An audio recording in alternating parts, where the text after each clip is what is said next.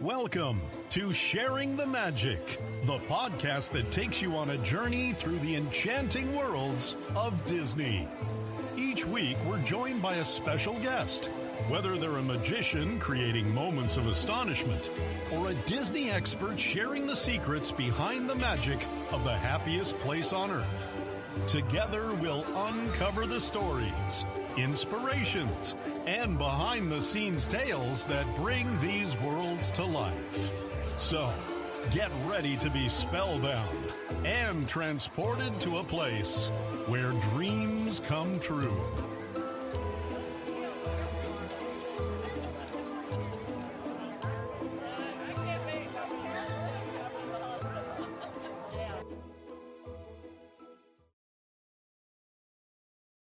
Brian, like everyone, get your friends, get your family, everyone, get on YouTube, get on the Facebook page, not the group, the Facebook page. Okay, yeah. We got to be clear, we're on the page and on YouTube. Jeff, guys, Lindsay, Anne-Marie, Tina, Brian, the man behind the curtain, Rachel. We have more people coming. We're super excited. It's a party. It's a party, man. It's an anniversary party. It's our 1-year anniversary party. I can't believe it. And I'm actually right now admitting into the conversation our ghost host, our leader, Barry. So he will be popping on. There's Barry. In a second.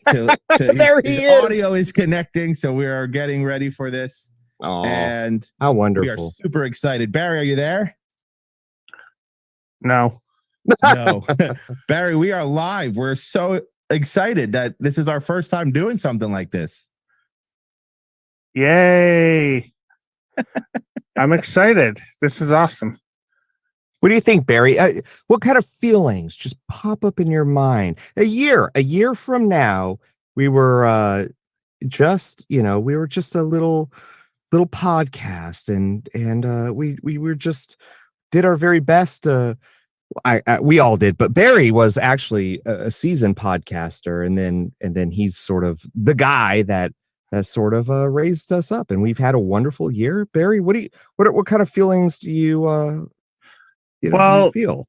It's I guess it's very subjective because it a lot of times a podcast feels like a soap opera. I mean, you have these extreme highs all the time of, yay, we got this guest coming on, or yay, we got this guest coming on. Boo, this person said no, they don't want to come on. It makes it kind of, it's sad. I mean, it's you think of all the. I mean, and not sad in a bad way. It was sad in it's a year already. Yeah, it's like you're throwing a good party, and when somebody you're like, oh, I invited that person to the party, and they didn't show up, but man, we sure wish they would have came and hung out with us. And I think it's funny because when we started the podcast and when we originally started, it was Matt, it was Jeff, it was Lindsay, Annie, it was Lindsay, Tara, and it was Jason. Yeah. And when we started, we didn't start right away. We didn't start recording right away because we ended up planning out what we were going to do because we wanted to be the people that we were so prepared when we were going into it. We wanted to have our ideas runs, down. Barry. I remember those practice runs. Yeah. and it was like, okay, all right. So, this is probably what 2 or 3 months before we actually went live. Yeah. And like a month will go away and we were like, we're 1 month closer. Yeah. So getting to when we did our first episode, which ended up being a re-recording episode because of some issues that we had. Yeehaw Bob Jackson. That was it, right? So we had Bob Jackson on, and he came on, and if you don't know about Bob Jackson, his big thing is, he's at Port Orleans Riverside. It's sidekick humor, very, very whimsical music that he plays and things like that. So when he came on, it was, we were so excited. None of the music was coming through when Bob came on, and it was, he'd start playing and we're all looking at each other like, and he'd blow his horn and nothing would come out on it. And I know it was so disheartening, right? Yeah. And it was fun. It was fun though. But it was fun. It was a lot of, we had a blast. Right. And Lindsay, right, the way we looked at it was we got like a private concert from Yeehaw. Yeah, exactly. And we got to do it again the next day. Yeah, it was great. So what happened is we got through the end of the episode and Jeff's like, this stinks. We can't use this. So he's like, Barry, reach out to Bob and see if he can come back on again. We were thinking, maybe the next week or something. So I reached out to him and lo and behold, he was like, I'll come on, the next night. So we ended up recording a Monday on a Monday because he does a show at Riverside. Yeah. So he was already booked that night. So he came on Monday. So we ended up doing a Monday, Tuesday show to get our first episode out. And I think that is a perfect snapshot of just the wonderful guests we've had.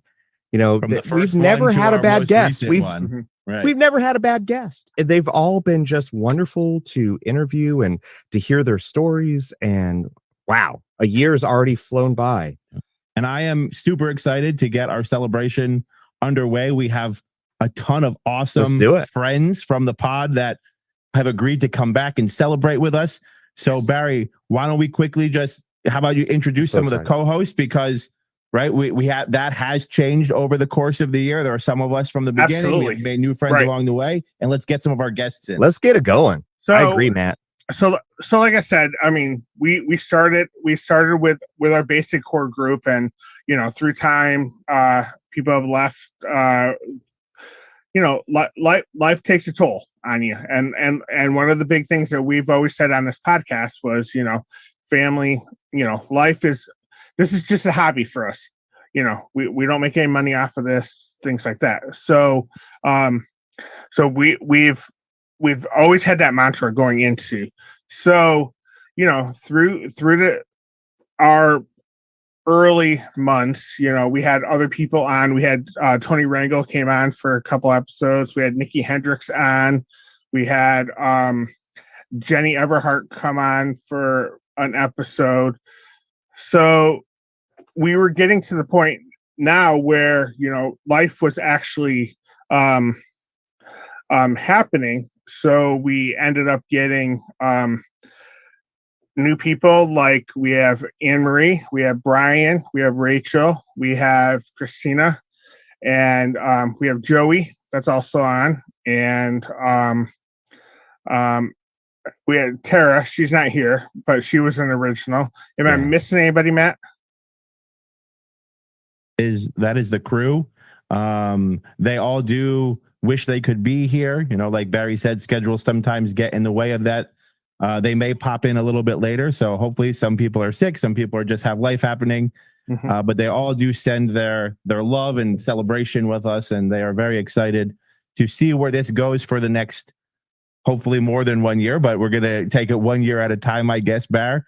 But let's start bringing in some of our friends who we met over the past year, because they're the ones that really are making our show for the listeners, because everyone loves hearing from them. So we have a few in right now, a couple more maybe popping in and out. I'm going to just kind of slowly let them in as they entered the queue, because they've all been waiting patiently. Yeah. So let's Barry, get I think first up we have Joseph Yakovetic. I'm bring in right now.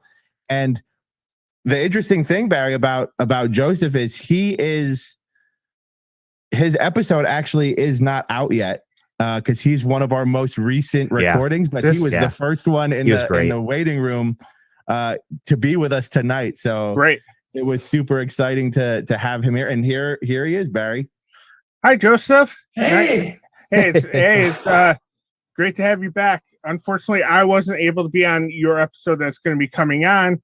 So Joseph, first of all, thank you for coming on, sharing the magic and sharing your stories with us. One of the big things is that we're always looking for the diamonds in the rough, people who want to tell their Disney stories, and you are one of them. So why don't you go ahead, and for the people who are listening, why don't you go ahead and give a refresher on what you've done for Disney? Oh, golly. I started with Disney as a portrait artist and kind of moved around from there, doing caricatures. And then years later, I worked for the Disney stores, designing the stores. And when they were all different and they had different windows, I did the windows and the soffits inside and fabricated things.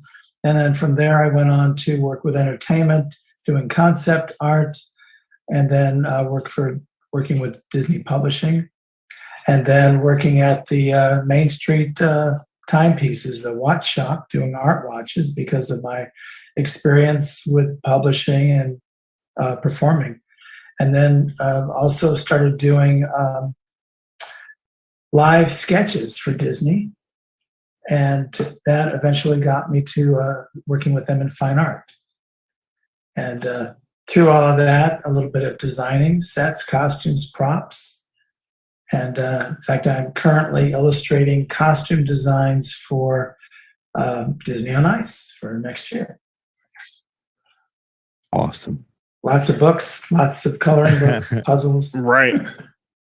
So Joseph, I was saying right as you were coming in that you're one of our more recent recordings. Your episode actually hasn't even come out yet. We haven't aired it yet. It's coming out in about 2 weeks. Oh God! But you were the first one to sign in into our waiting room to get onto the show. So I was like, guys, Joseph is here. He's ready to go. And we have a ton of people. I'm actually bringing in another guest, Terry Hardin Jackson. So Joseph, again, thank you for being here. We stay on. We're going to be chatting. You probably know some of the other guests who are here, so we'd love to hear those stories. But I can't wait to get your episode out because we had a lot of fun. I'm very excited for everyone to get the chance to hear that. And I see Terry is just connecting to audio, so hopefully that will be popping on soon. Right. So Joseph, while we're waiting, I think some of the things that you post on your on Facebook is just incredible. I think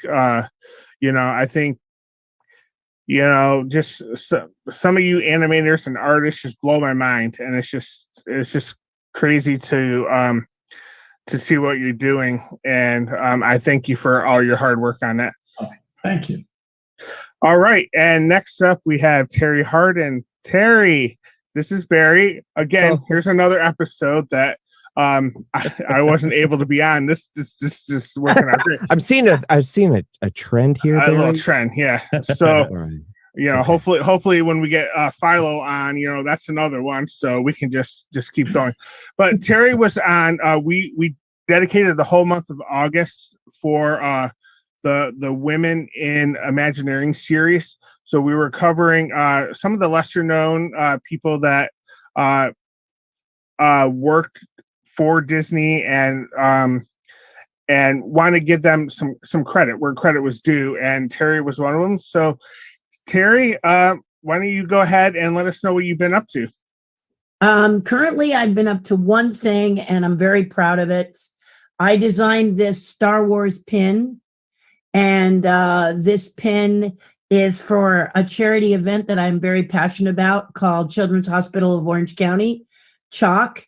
And people can get this pin by using a link that I can provide them. And they click on that link, they go to my page, they donate $30 and write the word pin in and make sure I know who you are and where I saw you, and I'll make sure you get one. They're limited to 100, and over 65 are gone.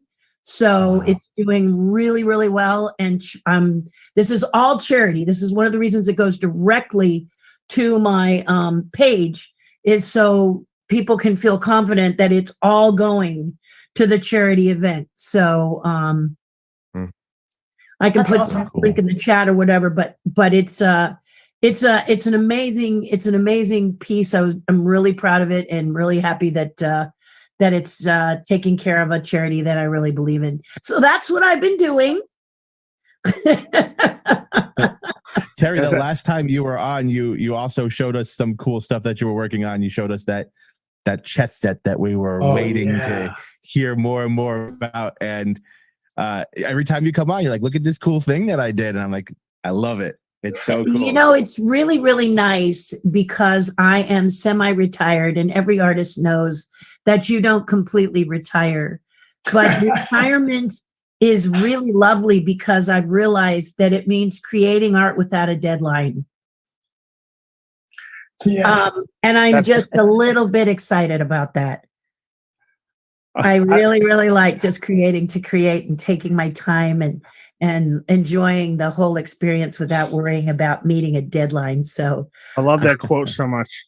Yeah, Without a it's so deadline, great. getting it Yeah, done. without a deadline. And it's just magical. The chess set is coming along. The challenge with the chess set is that, as you know, we lost Rolly.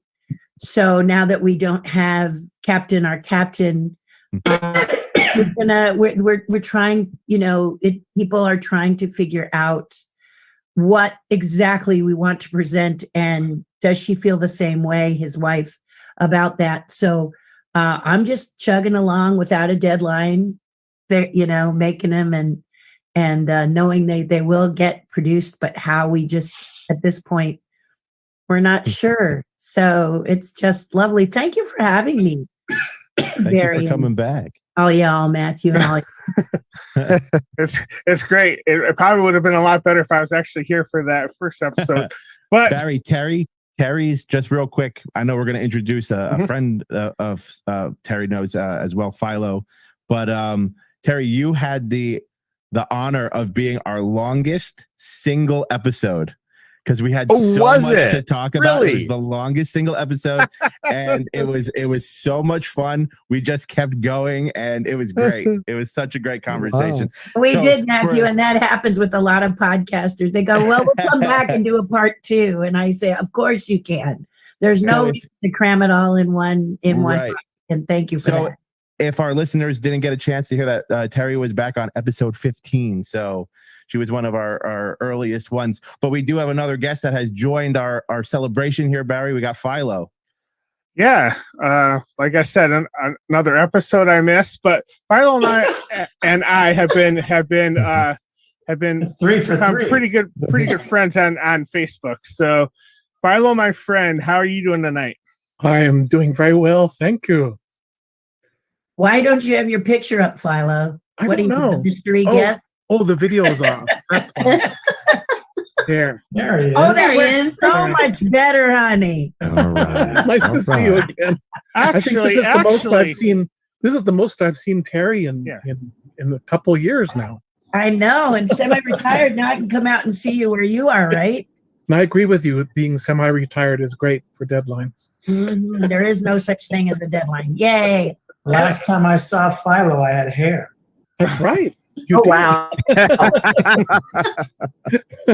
and I want to take it off the record. I was here for the Philo episode, just so everyone knows that. So Philo's episode actually released today, and it's also the first episode I'm actually a part of as well. Woohoo! So Philo, so why don't you let everyone know what you've been up to? What have you been doing? Well, enjoying my semi-retirement, but I'm working up a book cover for my friend Gary Summers, who's written a Broadway show called Beasties, and it's a science fiction rock opera of all things. But this is the novelization, so I've been working on a cover for him and attending conventions and the usual thing. The usual semi-retired thing. Right? Yeah, that's right. So, Right. so Philo, let me ask you. I see that Donald Baylor has come in. So let me ask you real quick, Philo. So, what's the time frame for your rock opera? I mean, what's the end date for that? Oh, you mean for me personally, or Well, for the show? for it to come out. Yeah. Oh, the show is still being developed, but in the meantime, he's brought out the books and the demo soundtrack, which is for sale on his site as well. Great. Featuring some notable rock singers. Oh, that sounds so good. I keep getting Tim Rocky Horror Picture Show and all that every time I hear it. So I'm kind of excited about it. All right. So like I said, next up, one of my favorite episodes that we've done so far, it's been about the Disneyland Hotel, and my good friend Donald Baylor's here. Don, how you doing, buddy? I'm doing great. Nice to see everybody. Good to see you. Nice to see Good you. to see you again. Yeah, good to see you. So let's see. So everyone listening, just so you know, Donald's episode was episode 27. So you can go back and listen to episode 27. All about the Disneyland Hotel, which was so cool. Oh, it was amazing. And like every time I see like episodes on Disney Plus, I'm like, we had them on our show. And one of the big thing is like, you know, I like to say that our podcast is edutainment, because you both get education and entertainment. And you know, every time you guys come on, I'm just overwhelmed. Yeah. And Donald, so why don't what have you been up to? I'm working on a third book, and I have a graphic artist now for that. And it's going to be on the Disneyland Hotel in the 1960s. And it was the most dynamic decade for the hotel.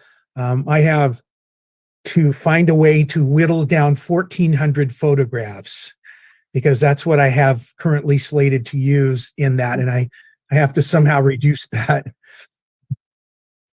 And of course, you mentioned the Behind the Attractions episode 7 on the hotel. That was a lot of fun. I'm doing a Facebook page, Disneyland Hotel, the early years, and posting a lot of vintage photos and material on that.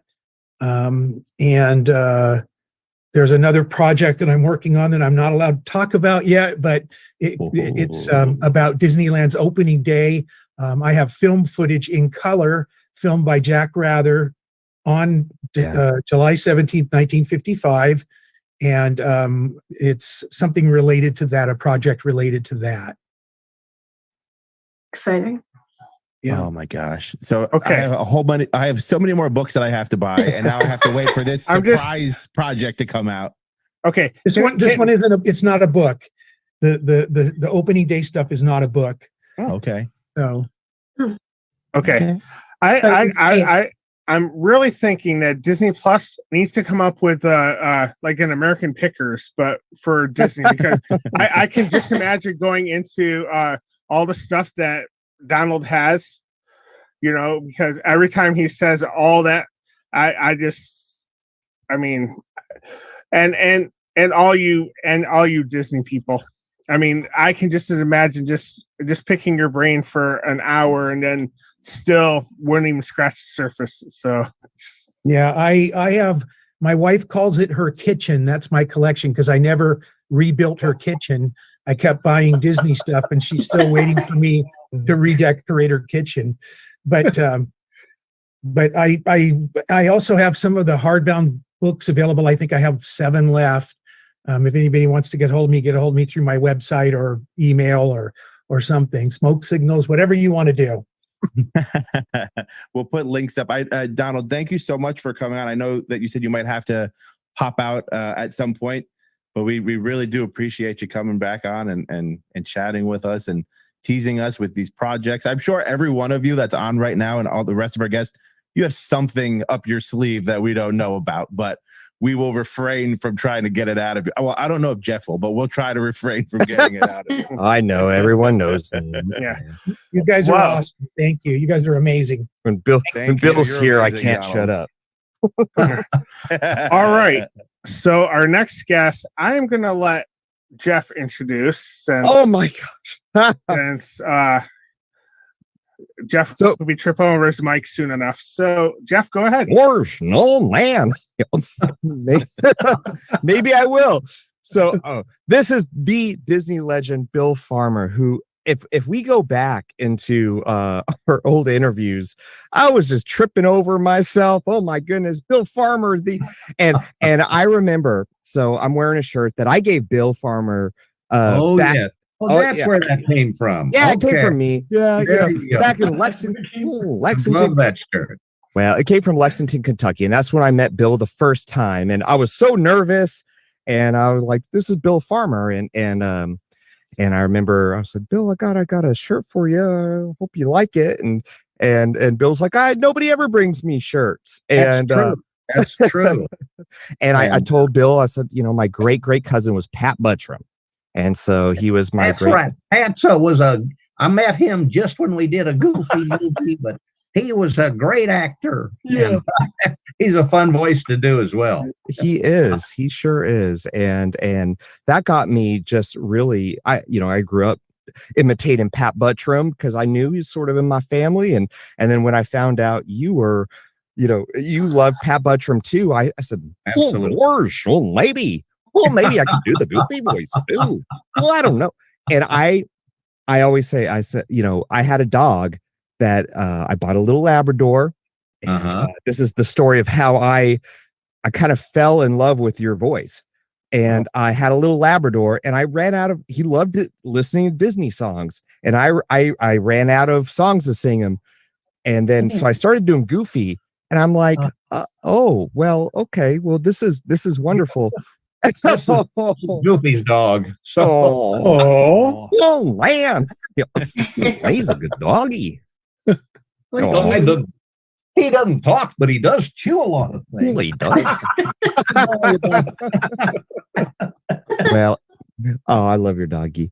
Yeah, but anyway, he's a new one. He's a new one. He's was a rescue. We've only had him. His first birthday will be the middle of May, and so we've had him since October. And he's just, a dog without a house. It's just a shell of its former self. So, but this guy is like, chewing on my hand right now, and he's more energy than anyone I've ever met. But yes, it's a dog's life after all. So. It sure is.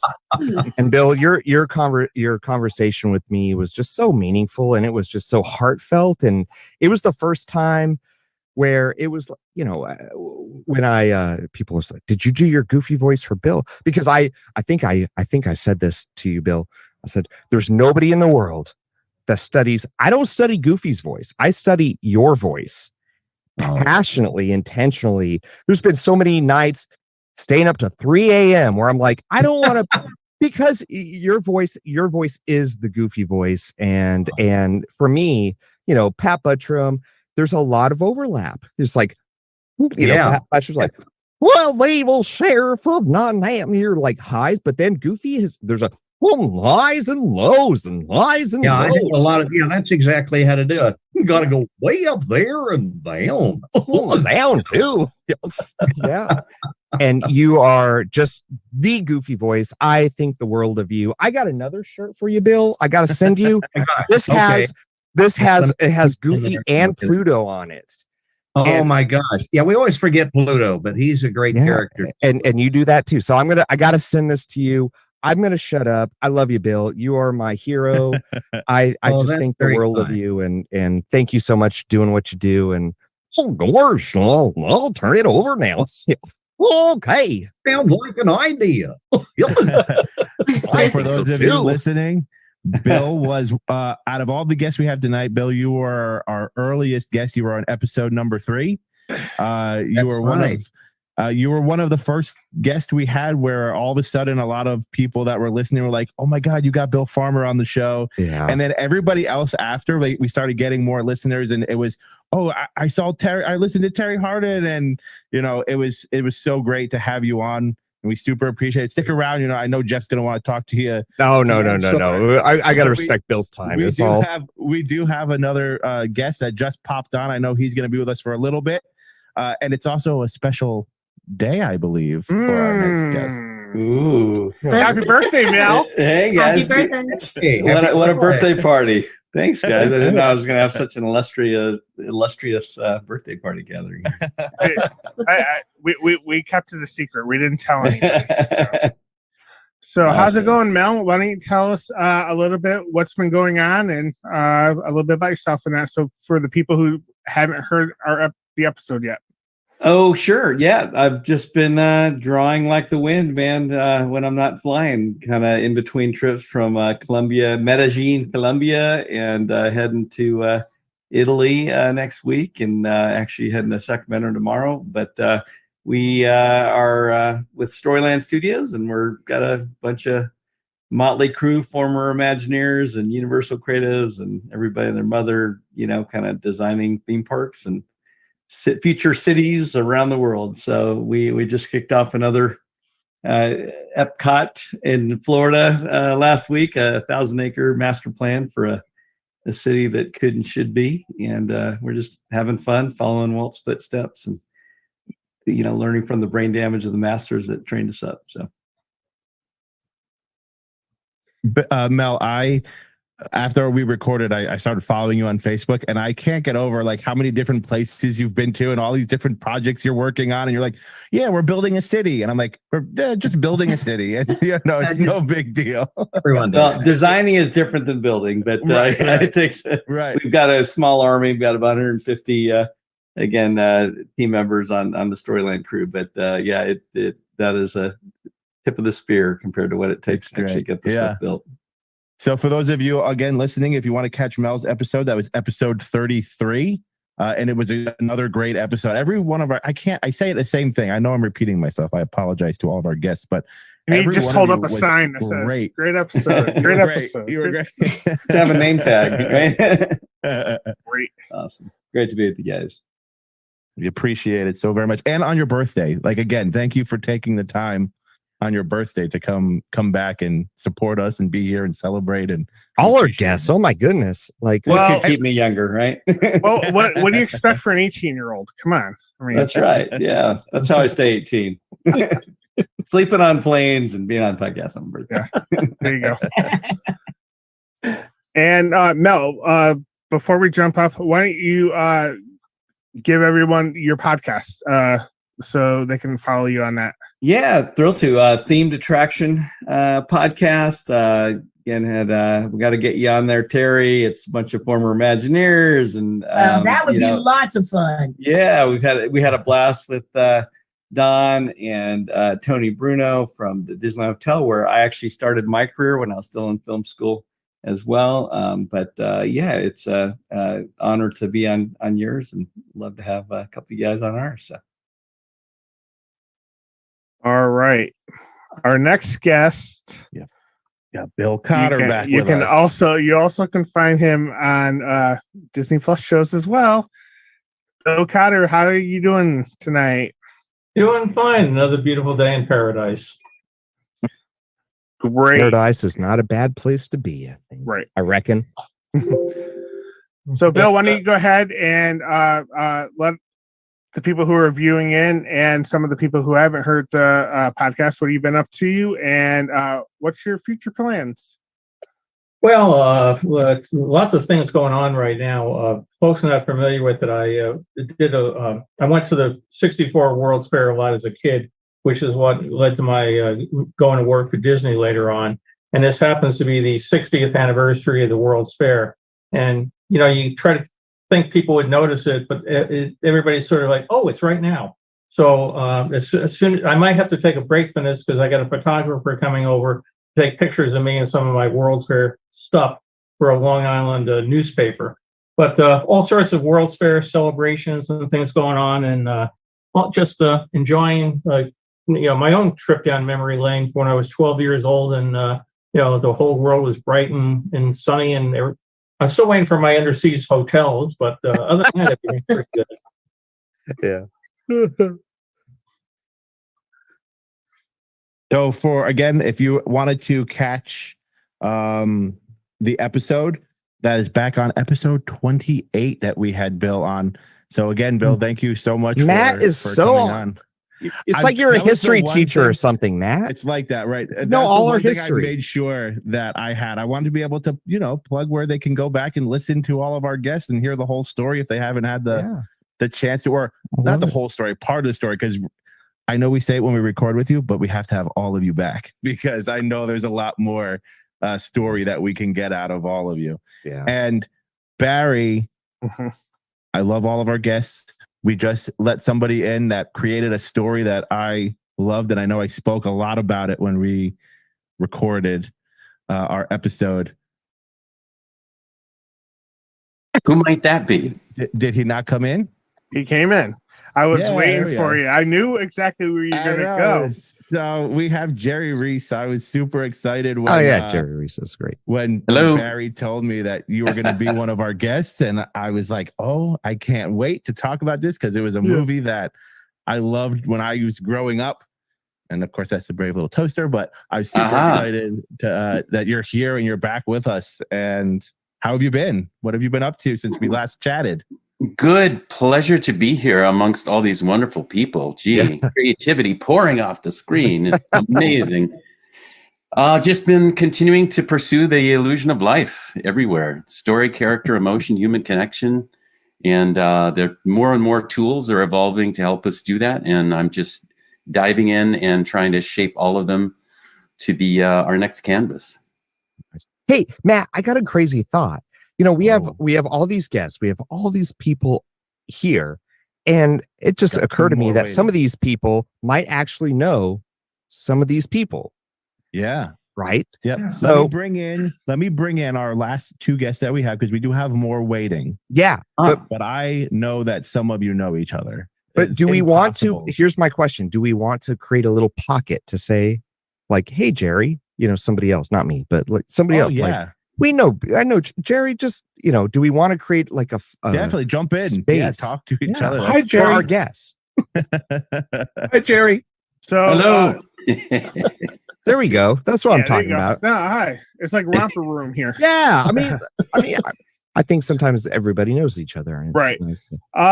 So before we go any farther, we had a person in the live feed, Mr. Farmer. They want to know what your dog's name is. Yes.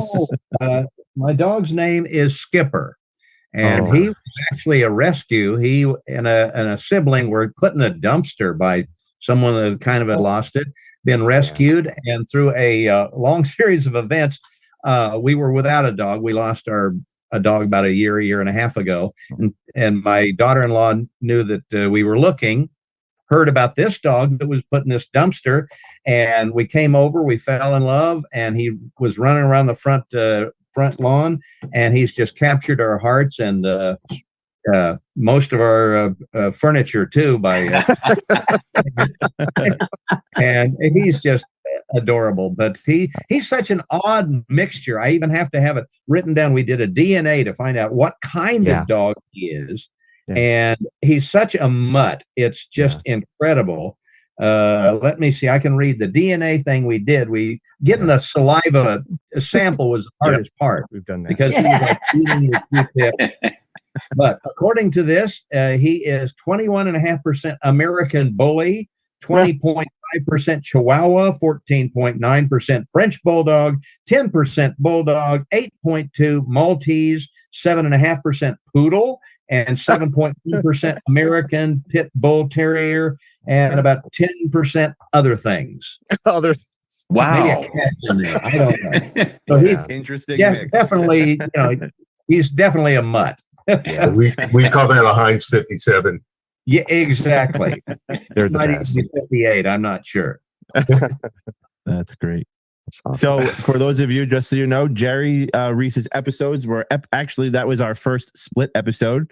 where we did take our cue from Terry's because we crammed in 3 hours. Like we could split these probably. So Jerry's episodes were back on 17 and 18. But Barry, we did just hear another mystery voice enter the chat as our next guest has joined us. Yeah, I'm kind of thinking he's probably some sort of former Imagineer, and he gives people tours around Disney. I think it's Mr. Brian Collins. How you doing, sir? I'm doing great. Thank you very much. So glad to be among this distinguished group. Yeah, hopefully you see some of the people that you know here. So Brian, what have you been up to? Well, most recently, interestingly enough, I am now teaching full time at the University of Central Florida. So I go from my normal life to also being Professor Collins, but teaching courses. We offer a degree in themed entertainment and attractions, operations, and management. So I get to teach the next generation everything I learned about product development for theme parks and new and emerging technologies and all kinds of just really cool stuff. So that's been really kind of fun for me. That's awesome. I love when teachers pop in when you go back to teaching. You can't guess I'm a teacher, so I like to when I hear some of that. But so you have to go all the way back to episode 10 to catch our interview with Brian, another one of our earlier guests. And thank you again for coming back. I mean, almost a year later to celebrate with us. So yeah, today's kind of a melancholy day for me. It's the 33rd anniversary of the studio's opening day, right? Wow. And one of my favorite projects I got to work on was plussing the script and the staging in the Great Movie Ride, which unfortunately is no longer with us. But I've been seeing all kinds of wonderful tributes to the studios and that attraction as well. That was a definite favorite. Yeah, growing up and amongst my family, that was a definite favorite. Is that right? I used to walk people around the parks, and show them around and stuff, and I would always say, well, at one point I worked on the backstage studio tour, but we don't have that here anymore. And I worked on the animation, studio tour. We don't have that anymore. And I worked on, the behind the scenes tour. We don't have that anymore. But I always took solace in the fact that, I was very proud to say, but I worked on the Great Movie Ride. And that's never going to go anywhere because, that's like the marquee attraction. Then that went away, and I was like, God, are you kidding me? So, we got the Jungle Cruise, though, right? Yeah. I mean, you've done your work on the Jungle Cruise. Yes. Yeah.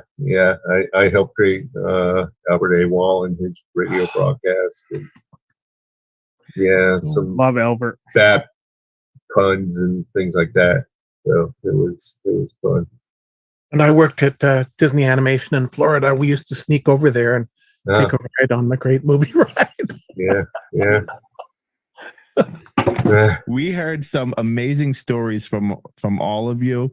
But for some reason, some of the animators definitely had a lot of interesting stories of gorilla hunts and a lot of fun seemed to be happening in the background where you guys were animating. Yes, that was in California. We had our own zaniness in Florida, though, too. So Barry, we have the last guest. There was that's something about Moose Day. Day. Have a few other. Yes, that was Moose Day. Moose Day. But we've got David Block who just entered to join in. Hey, Dave Block. Hi, Jerry. Hi. Hey, Dave, how you doing? Good. How are you? Good. Glad you can be here. Why don't you go ahead and tell everybody what you've been up to and what's your future plans? What's going on? Well, my future plans are I'm still retired. After 43 years, I then decided that was enough. And but one of the people was just talking about the animation studio tour in Florida, and I have a story I can tell that back in the day, I was directing television for Disney, and I get this letter, sort of a manila envelope, and it's full of quick draw gesture drawings. And it's from a fella who is feeling tortured because he wants to get into the Florida Disney's animation studio. And he hasn't been able to break through, but every day he has to give the studio tour through the animation studio. So he's literally seen the very place where he wants to work and can't. And I don't know how many letters he put out into the cosmos, but he was looking for help. He was looking for someone to look at his work and see what he was missing and so on and so forth. So I decided to respond, not knowing that I was going to be the only one who was going to respond. And we ended up exchanging, you know, I would do drawings over his drawings, so I'd send them back. He'd do more work. And long story short, he finally got into Florida Disney. And as fortune would have it, it's a Cinderella story, because the guy's name was Byron Howard, and he became the most prolific animation director with more Oscars than anybody that of my generation. He's got more than anybody. He's got Zootopia. He's got Tangled, I think. Anyway, he's got quite a few. Turned out to be an incredibly talented guy. He became an animator. Then he became a really good story guy. And it's one of those feel-good stories. Awesome. Yeah. Well, so to finish answering your question, I've been retired from animation. I still give talks every once in a while. We had this thing that was not long ago. Jerry was involved with it as well. It's called the CTN Expo. It was back in November. That was a lot of fun. I'm really involved with the Student Academy Awards. Right. So they had me there to give a talk with one of the finalists, and I had a great time. It was fun to see people I hadn't seen in a long time and stuff like that. But I put the pencil down and traded it in for a paintbrush, and I've been painting a lot ever since. So it's always nice to run into people. I still have lunches and stuff like that, but my involvement in animation is in the rearview mirror. And beautiful paintings, I must say. I've been to multiples of your shows, Dave, and you really stand out. Thanks, Jerry. Thank you. Appreciate it. So here's a question. So it's 1 year. We've done this for 1 year, and I know a lot of y'all have had, you know, podcasts before or interviews, some more than others, but you know, we're a growing podcast. Like we're a group of people that we want to get better. We want to do better. And a year later, it's sort of like, okay, well, you know, we want to be slightly different. We want to be able to, when you all hop on our podcast, we don't want it to be a chore. That's the worst thing you could ever do, right? So we just drain your energy. You got to talk about all the stuff you've talked about before. Oh my gosh. And you got to go through the same things. What I think the podcast we want to be is a podcast that you're like, oh goodness, I can't wait to hop on and to talk. And here's my question. What does that look like? Because I think for us a year later, it's sort of like, that's where we want to go. We want to be the kind of podcast where, I don't know, you look forward to hopping on. It's not some sort of obligation, or it's, you know, it's a safe place where you feel like you can express yourself. You know, we're here for you. We're not going to, like, you know, we're not here for we're not actually here for clicks. Like we're really not, but what does that look like for you all? Like how a year later from us and you all have been with us for, at least a couple hours or an hour or two, like in your own world, what's a year later from now, what's the perfect, if you could wave a magic wand, what's the perfect podcast where you feel like you can't wait to hop on? I'll tell you one thing that excites me is not knowing what people are going to be interested in. Yeah. And I've had some where people only type in a text question and then it's read to me.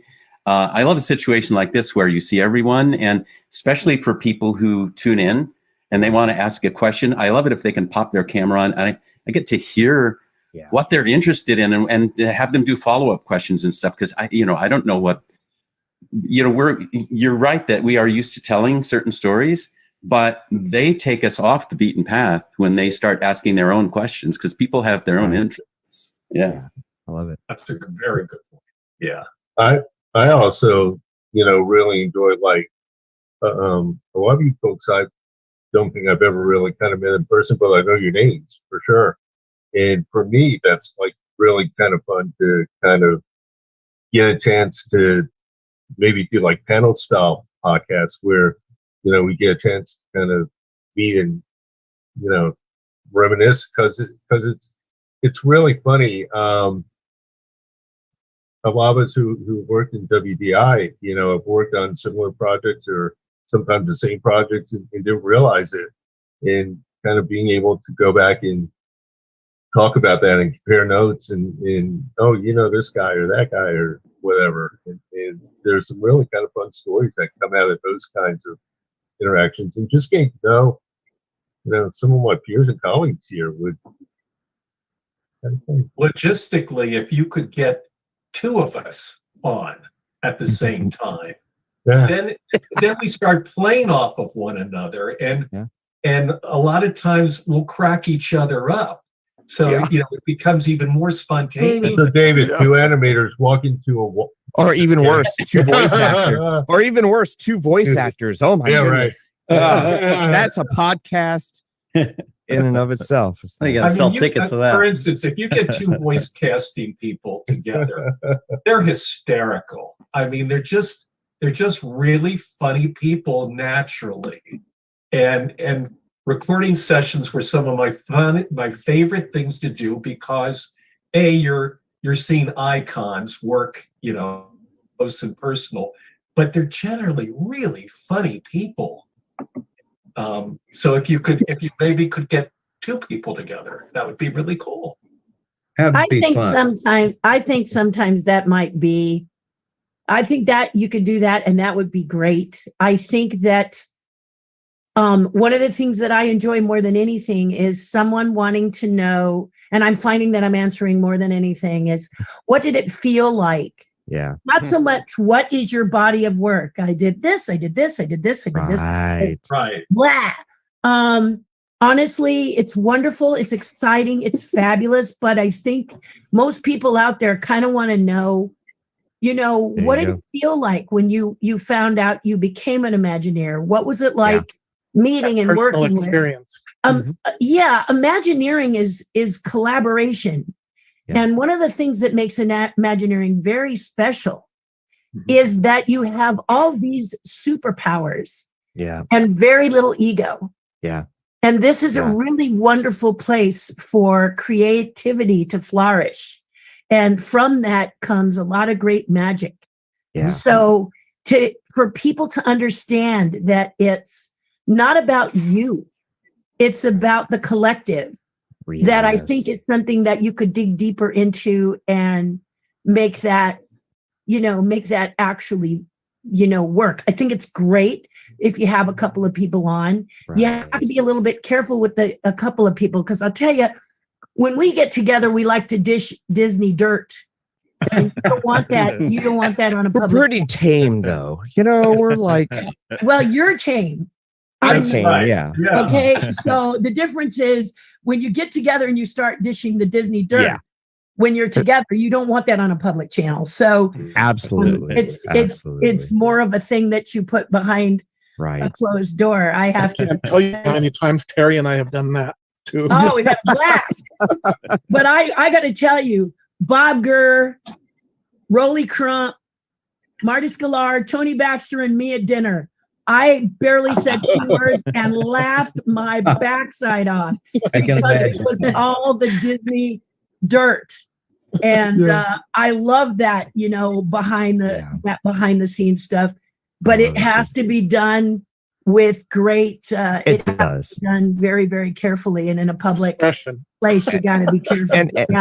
And well said, because, you know, on this here podcast, I always say something. If you go back to some of the episodes, I say story shapes life. Like, we love stories. We want to hear, you know, I was just talking to Bill. I was like, here's my story. It's all about stories. Here's my story, you know, of being a kid and fall in love with voice acting and all that.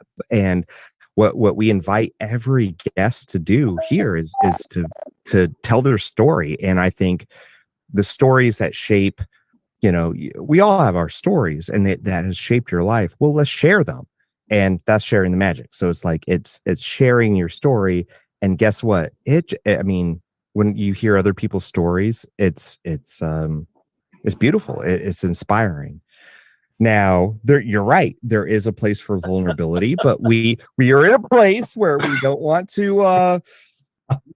Hey, we respect everyone. You mean this isn't the support group I signed up for? You can. I mean, we need ODing on the pixie dust support group. I mean, that's Thursday. We don't know what. I'm here on the wrong night. Sorry, guys. And maybe. No, you just some of the best stories. Just that person on this thing, you got to be kind of cool. So you can't the stories. You got to be a little careful. A lot of people think that artists just work in their cubicle and they're just by themselves. No interaction. Like, I spent a year working with Philo on the Little Mermaid books. That's right. And we had, I mean, not only I'm working on one end, but then he's working on the other end. And then all the stories he had being involved in the film. Yeah. And then working on the, on the other part of it, making the product. Yeah. Right. So you've got all of that going on with all of the artists that are involved, and talking with animators and learning even the color studies. It's pretty amazing. It's the magic of what we do. It's a community. It's a community art form, and it's and then to execute and operate something, it really is this communal act of producing. That's education every minute, every day. Yeah. Mm-hmm. Well, we're all interested in creating entertainment. That's what we do. Well, and Philo, you put me in that tank to do the swimming for Little Mermaid. They analyzed in your first tail, for Ariel swimming. That tail's right here. That thing is still here. My mermaid tail I built. That thing is still going strong. So every time I look at it, I think of that sequence that we did together, where Disney had me swim so that they. And we shot that at Walt Disney Imagineering in the tank. There, the round tank. Yeah, threw me in the water. It's a tale of its time. Realism. So we actually, Joseph, Jerry, earlier you had said you love when we get like viewer questions, and we actually do have a viewer question. I know Tina wants to hop in for Joe. Yeah, so we have a viewer asking about some of your pumpkins there, Joe. I guess they noticed Mike Wazowski there in the background. Do you have any specific designs or plans for this upcoming year you want to share with us, maybe? I actually don't have any plans right now. I have some plans for you, Joe Iacobetti. For your life. I have some pumpkin. I'd like to see you get some decent pumpkins to sculpt, because I get really sad when I watch you sculpt pumpkins that aren't really conducive to good sculpture. And you are a stone's throw away from a place where they could be purchasing some decent pumpkins. I'm a pumpkin judge on outrageous pumpkins, so but when I go, I'm looking there and I'm like, he is struggling on this pumpkin that has been dead way longer than it should be. And it just makes me want to cry. So I would love it if there was a way that they could get you some decent material to work on, and it's not far from where you are when you come to visit us. Yeah. Yeah, you need a monster pumpkin. Well, not even a monster, but just one that you can carve. You know, Joe is really good, but when you're carving something that just will not yield, or it's so old, it's got mold on it. There's a difference between a jack-o'-lantern pumpkin and like a Big Mac that's got 8 inches of flesh inside. Right, that's what I was talking about. Right. But you can get yourself a wolf, and you got 2.5, and it's papaya-like flesh to carve. So that's what I'm talking about. You just keep giving you junk, and that's not fair. Yeah. I didn't know I'd be learning so much about pumpkins today. It's Neither. that's the beauty of things like this. You get exposed to things you wouldn't normally see in your own sphere. Bill, let me tell you something about pumpkin carving. I've been an outrageous pumpkin judge since 2005. A good, excellent, incredible pumpkin carver can make $200,000 to $300,000 in 2 months. So it's not really a hobby. It is actually a huge, incredible art form that does not that I think, in the case of Joe, who's a brilliant sculptor, and you're looking at these sculptors and they're trying to sculpt something that just doesn't work. I mean, a paintbrush will not cut down stone. It will not carve stone. I don't care how much you put the paintbrush to it, and you keep saying paintbrush to it, it doesn't work. So that's one of the things that I keep saying, is that when Joe comes out, he should just tell them where they can go to get decent pumpkins, so he can carve some good stuff, so the Halloween experience is great. I just do want to point out that Mel had to leave.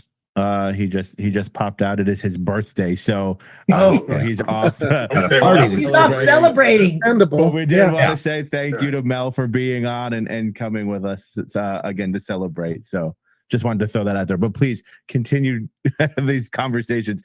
Right now, I just feel like a fan. Like, you know how Barry did such a 18-year-olds great are. job. So. Right, you got to go party all night. So I feel like Joseph, such a fan. So I think your next venture should be, you should do pumpkins, but you should do like Imagineers. Just do their face. Do all those, start lining them up, and if they like it, they can purchase them from you. Otherwise, I'm pretty sure there's, in the Disney bubble, I'm pretty sure there'd be 1,000 people that would, you did a Walt Disney one. I bet you would get a lot of people who would want. The only trouble is what you're going to look like a week later after you buy your pumpkin. You look sad. Yeah. Then you do them out of the faux pumpkin, so you have a piece of art that lasts. Yeah. So I think we actually we have another kind of viewer question. Rachel has somebody with her that did have a question that wanted to pop on. Rachel. Hey, I am so delighted to be here. I power listened to everyone's podcast between the last 2 days, but there's a couple that stood out.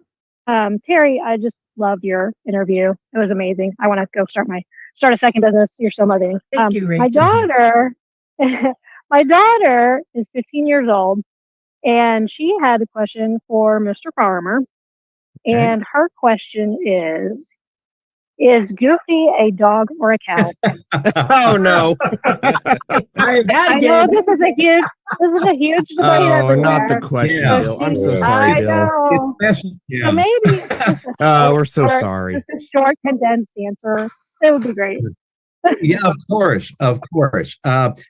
Goofy is not a cow. I'm not really sure. I think it was from just someone that came up with this weird little story just for the fun of it, and it got caught. And it caught up in the whole thing. I get asked that quite often. No, he is a dog. His original name, Dippy Dog, D-A-W-G. So it's not like Pluto. I mean, I've done Pluto for as long as I've done Goofy, and there is a difference. Goofy is, the way I look at it, he's a canine. I think of him as a canine, but not a dog. Pluto's a dog. Goofy's a man dog, so he's like a mall, you know. And, Canis goofus, I think, is what Canis goofus. I love it. From a scientific standpoint. But no, he is now. He has had, I think he's dated Clarabelle a little bit in the movie The Three Musketeers that we did. Yeah, Clarabelle wanted to kill Goofy, but fell in love with his irresistible charms. Who wouldn't? But no, Goofy is definitely in the canine family, but he's like Cher or someone else that has one name. He's an original. Yes. And she could look up on Google Dippy Dog and see how he evolved. Right. The very first images. I will definitely let her know that. Well, that's dog. And let me say, thank you. That is somebody. He's a dog. Yes. Somebody who. He's a man dog. As somebody that stays up till 3 a.m. a lot of times studying Bill's voice, and also the history of Goofy, I will say, I'm very protective over Goofy being a dog. You know, that's just something that's very.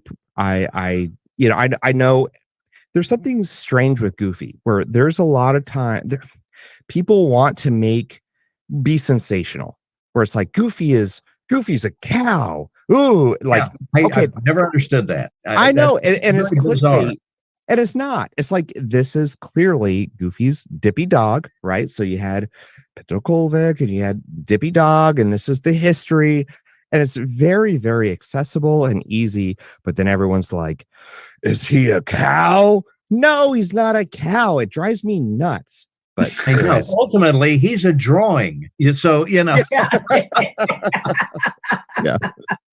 If you get right down to it, and that I always remark that people don't have enough to do if that's what they're really. I know. I agree. Goofy, a cow.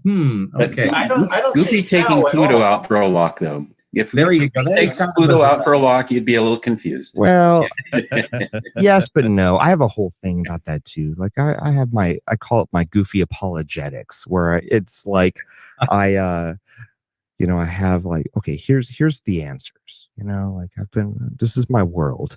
I dive into all things Goofy and anyways, I digress. Well, sometimes worlds turn on these things. Yeah. I'm just having a hard time thinking how anybody could think Goofy was a cow. I'm lost on that one. He's got the same height as Clarabelle, but that's about it, really. He doesn't look like a cow to me. Yeah, there's no. He's quite obviously an aardvark. So. Well, yeah, we don't want to go down the whole, about where Max came from and all that. So stay away from all that. So, Bill, I don't know if you remember because it was episode 3, but when you were on, my son Lincoln, right? I told him the voice of Goofy and Pluto was coming on, and he's a huge Pluto fan, and he had asked you what would a Pluto movie look like instead of a Goofy movie, because we had just watched a Goofy movie. Yeah. So I don't know if any of you noticed, his face was just here a second ago, is kind of showing who everybody was. And he goes, "That's Mr. Farmer. That's Pluto." So I just wanted to let you know he did remember your name as soon as he saw you. So he was very excited. That's so kind. Yeah, it's Pluto's actually, I love doing Pluto, and it's a little like fencing with one hand tied behind your back, because it's a little rough on the throat. And we always do Goofy first and all the lines on a television show or whatever. Then we go back and pick up Pluto, because whoa, you start barking and you have to do quizzical barks and all-knowing barks and yes type of barks and I'm confused kind of barks. It's very difficult to do that without actually using words. But he's a great character, and a lot of great cartoons have come out with Pluto. He's sometimes the forgotten, Fab Five member. Yeah. Bill, was Mickey's Christmas Carol your first Goofy film? Mickey's no, that was 83, and that was before I came out to California. I came out in 86. Okay. It's kind of interesting. It's kind of one of those inside things that no one knows. The first movie I worked on that had Goofy in it was Roger Rabbit. but I did not do Goofy in Roger Rabbit. That was Tony Pope, my predecessor. Yeah. But I was on the ADR group, so I got to do several little background voices in that movie. And if you remember that movie, toward the end, they had the song "Smile, Darn You, Smile." I was in that group. I sang it several times, and they stacked it. And one time through, I did Goofy because I was doing the voice by that time, and so I kind of snuck him in there, but he's uncredited. Yeah, it was your first one was Goofy or Disney's Doggone Valentine. That's right. That was right. yeah, I can tell you, January 23rd of 1987. So that was the first real one, and that's what started the whole ball rolling. I'll do it for you. Well, if I step on the gas, well, I'm out of here. Quick. That's right. That's exactly what I said. And I looped that to picture, replacing dialogue from an old Goofy cartoon. Terrified me. I'd never done that before, and that was a memorable day for me. Special. Yeah, I think Jeff would do perfect if there was a Goofy category in Jeopardy, because I'm pretty sure he would, or a Bill Farmer category. I think he probably not. Maybe not. Yeah, there's things that trip me up. There's things, honestly, like I think I know, and there's always something new. There's always something new that just trips me up. So, and real quick, just because I mentioned Lincoln, he's sitting right next to me, Jerry. I again, I don't know if you remember, but when we talked, I gushed over how much Brave Little Toaster meant to me growing up, and how the message kind of changed over time for me. And the other, about 2 weeks ago, me and my son Lincoln sat down for the first time and watched it together. Yeah. And it was like a whole new experience for me as well again. So I know I thanked you last time for it, but thank you again for Brave Little Toaster, because it was great. Oh, that's great. And it was so fun working with the Groundlings improv team to voice. And then shortly after that, the dream of getting to write and direct and cast Robin Williams in Back to Neverland, continuing to work with someone who was great at following a script, but also great at improv comedy. And just, I love the moments of finding extra sparkle as you're going through a story. And just, boy, like all of that team on Toaster, and then with Robin, just really brought that playfulness into the room as we were shaping the story. The way Walter Cronkite played off of Robin Williams and vice versa was beautiful. I mean, and you know, they became friends over that. I pitched the film to each one of them separately, and they were curious about each other. And Robin totally respected Walter. He would tell me passionately how important Walter was to our history. Yeah. And when they met, you could tell the reverence was there, and they busted each other up. They'd be making each other laugh on the set when they were waiting for me to call action. I was so curious what they were talking about. And then I went to record some extra lines with Robin in New York, and he told me that they'd had dinner with the Cronkites, and they really had a friendship that lasted. I love it. Great movie. But we just and by the way, when we installed the film, like the very next thing, and I wound up with 7 shows in that park, but Back to Neverland was in the first group of 4. As soon as I finished that, an odd thing happened where I was assigned to stay in Florida and keep working on other projects. So I was developing Cranium Command and working on the stunt theater with Glenn Randall. And so I brought my team to Florida to work with me because I had to stay there. And we had to find a workspace. So we went into the animation studio tour space, and we were in the storyboarding room. Yay. So when you would see Back to Neverland, and you'd come out and you look through in those early days when the building was empty otherwise, and Walter would say, "This is the story department." It was Daryl Rooney and Wise and Gary Crousdale and Rebecca Reese, and they were storyboarding the show Cranium Command right in front of the public in that fishbowl there. And we occasionally would see, I started to see this happen, and I alerted the team to it. We would see groups go by that window, and invariably there'd be a couple of times a day where the group of people would move by, and you'd notice something still in the window, and you'd look up there, and it would be a kid who just was plastered to the glass and couldn't turn away. And the parents would come back and try to encourage them to continue on the tour.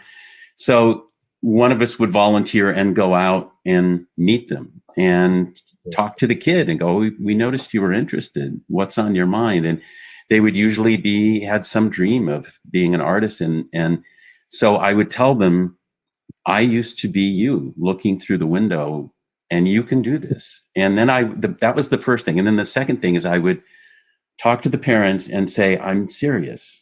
I'm not being patronizing. Your kid can do this. Support them.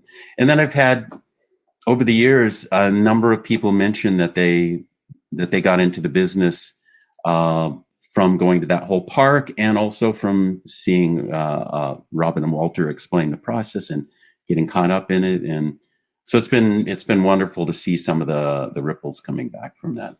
Wonderful. Well Jerry, said. My goodness. Jerry, did you work on this? There were so many beautiful, like, little films that were in the park back in the day, like the Lottery and the Monster Sound Show with Martin Short. I played in some of those. Did you work on those as well? For that park, I did Rock and Roller Coaster, Back to Neverland, Sounds Dangerous, Michael and Mickey, Tourist from Hell with Goldie Hawn and Rick Moranis, The Editing Story with George Lucas and Anthony Daniels, and then did the last minute story and direction makeover of the Indiana Jones Stunt Spectacular before it opened. Lucas didn't open it on opening day and tasked me with going and doing a makeover to the way it was presented before he would agree to open it. And so I went and did that. I posted something about that on LinkedIn, some behind the scenes stuff of us back doing that together. But then Lucas came back and reviewed it and went, okay, now let's open it. So it bounced around to a lot of different things in that park. Yeah. All right, we have a new guest here, but I want to make sure Anne Marie has a question. So let's jump to her real quick, and then because I'm really excited about our next guest. So Anne Marie, go ahead and ask your question. Mr. Barnhart, I love your shirt. Well, thank you. And I was just curious. In fact, my middle son has that same shirt, and I'm just curious if you have any unsupervised art that you'd like to talk about. Any art you did when you were unsupervised that maybe never got aired or anything like that, or well, sometimes we would have these great caricature shows at the studio that people would they just blow off steam by doing funny drawings of each other, cartoon caricatures. And there was some of it was rather naughty, but we had a big show in the studio every year, and everyone would put them up. And I don't know if I ever did one or not, but there were plenty of me. We were always, Leon Jusen and I were always being confused for each other because we looked like we could have been twins. And so I think it was John Musker did a drawing of what looked like us from the back, and he says it's either Leon or Philo, take your pick. John is brilliant. John did everybody. And he in did. California, the show always took. You still there, Dave? And if there were, let's say there were 200 caricatures in the show, John would have 125 of them that were done by him. Yeah. And I mean, he was just that prolific. He was very prolific. Did you see him do the breakdown of his new short, the Unhip short, where he does a talk and he goes through and shows you all the caricatures he's hidden in the film? Yeah. Yeah. And it was a great honor to have John Musker do your caricature. It was kind of check that box kind of thing. Mm-hmm.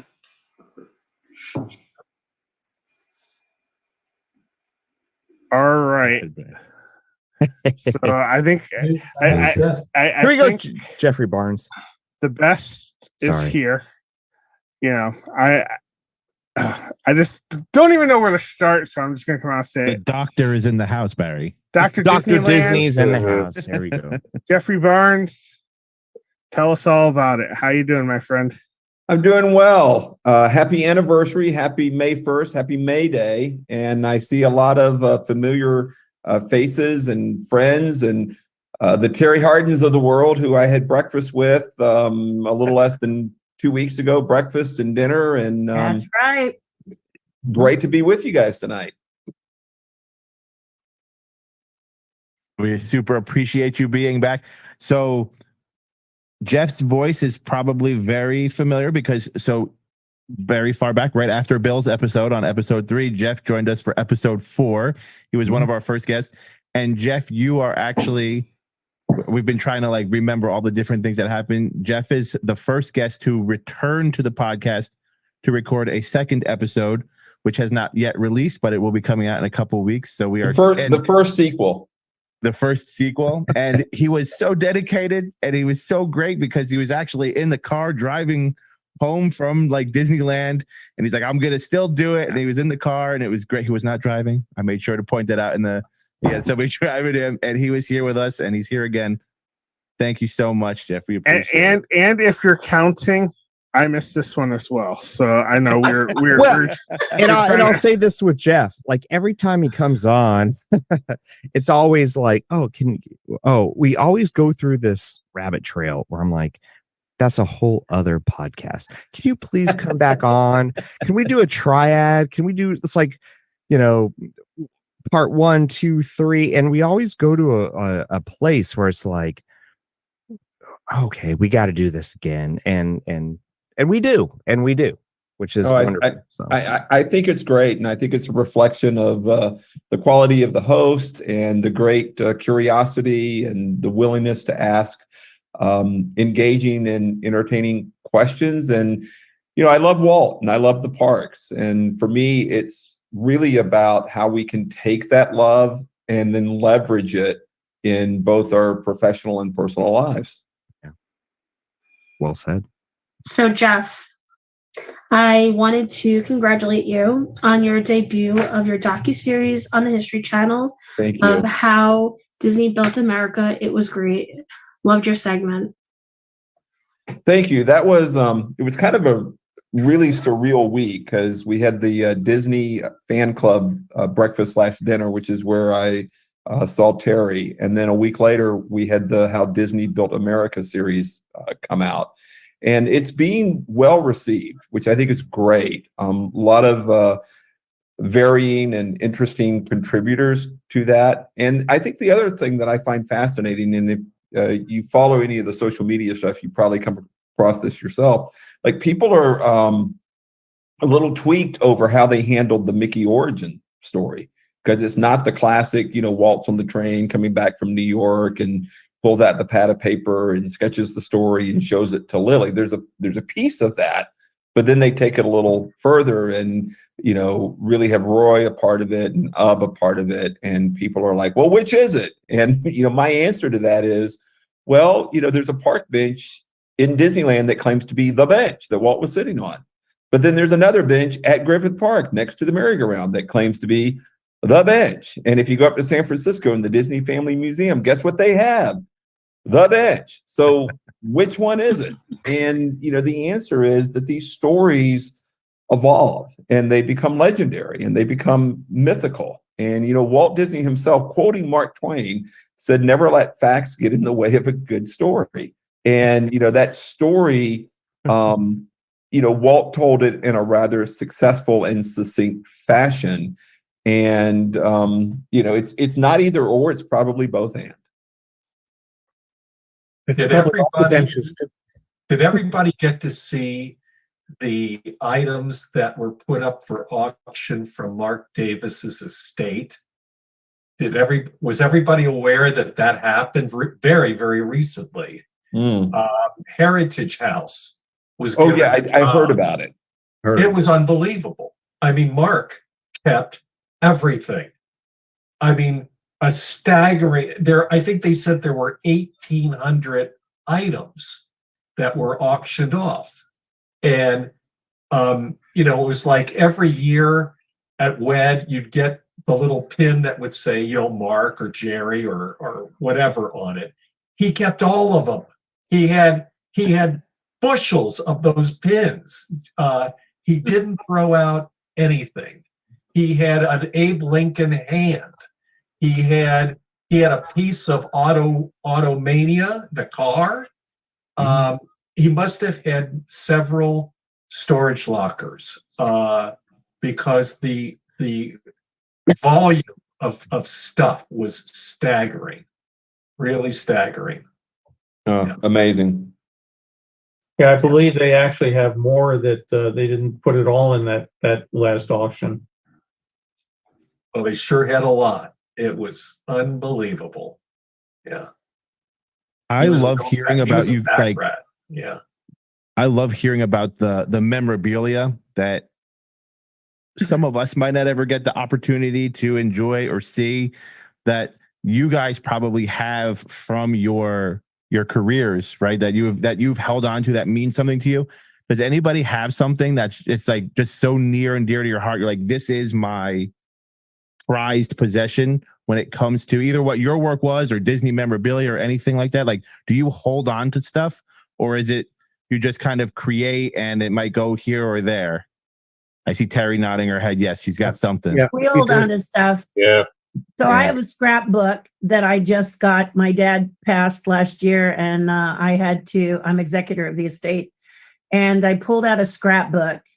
And when I flipped to my 16th birthday, there were my Disney tickets, the names of all my friends. My dad took me to Disneyland, me and my friends, for a very special Sweet 16 birthday.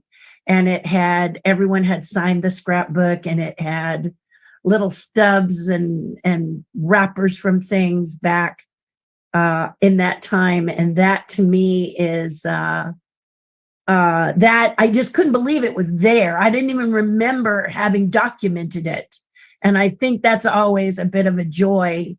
My mother also worked as an Imagineer, and I found a clipping of her when she went on her tour of Imagineering, and there she was standing with her group before I was an Imagineer. So yeah, we hang on, we hang on to everything. So when you say there was a lot from Mark and Alice Davis, I think all of us can say, yeah, we've been there, and we're still sort of there. So My family owns the original Art of Animation book with Walt's signature in it. That's lovely. It's a big one for me. Yeah, I have one of those. I have have a copy of Art of Animation, and when I met Mark one time, he was kind enough to sign it for me and draw a little picture of Tinkerbell in there for me, and that's definitely a prized possession. Something kind of similar to that when I was a youngin'.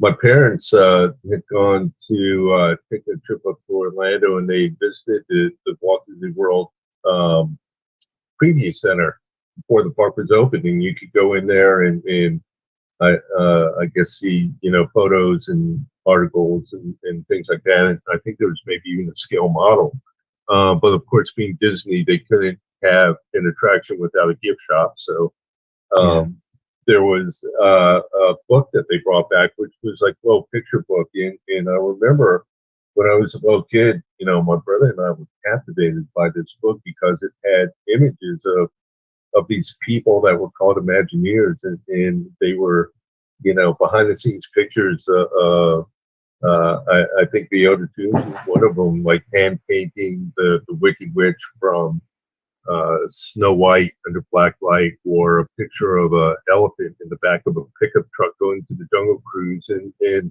that was the first thing I remember that really kind of, I guess, captured my interest in these people that were called Imagineers. Never even imagining someday down the road, that would be me.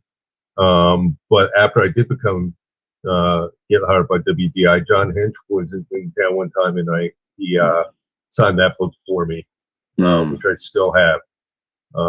And that's definitely a prized possession. So interesting. He was an amazing man. Wow. Oh my God!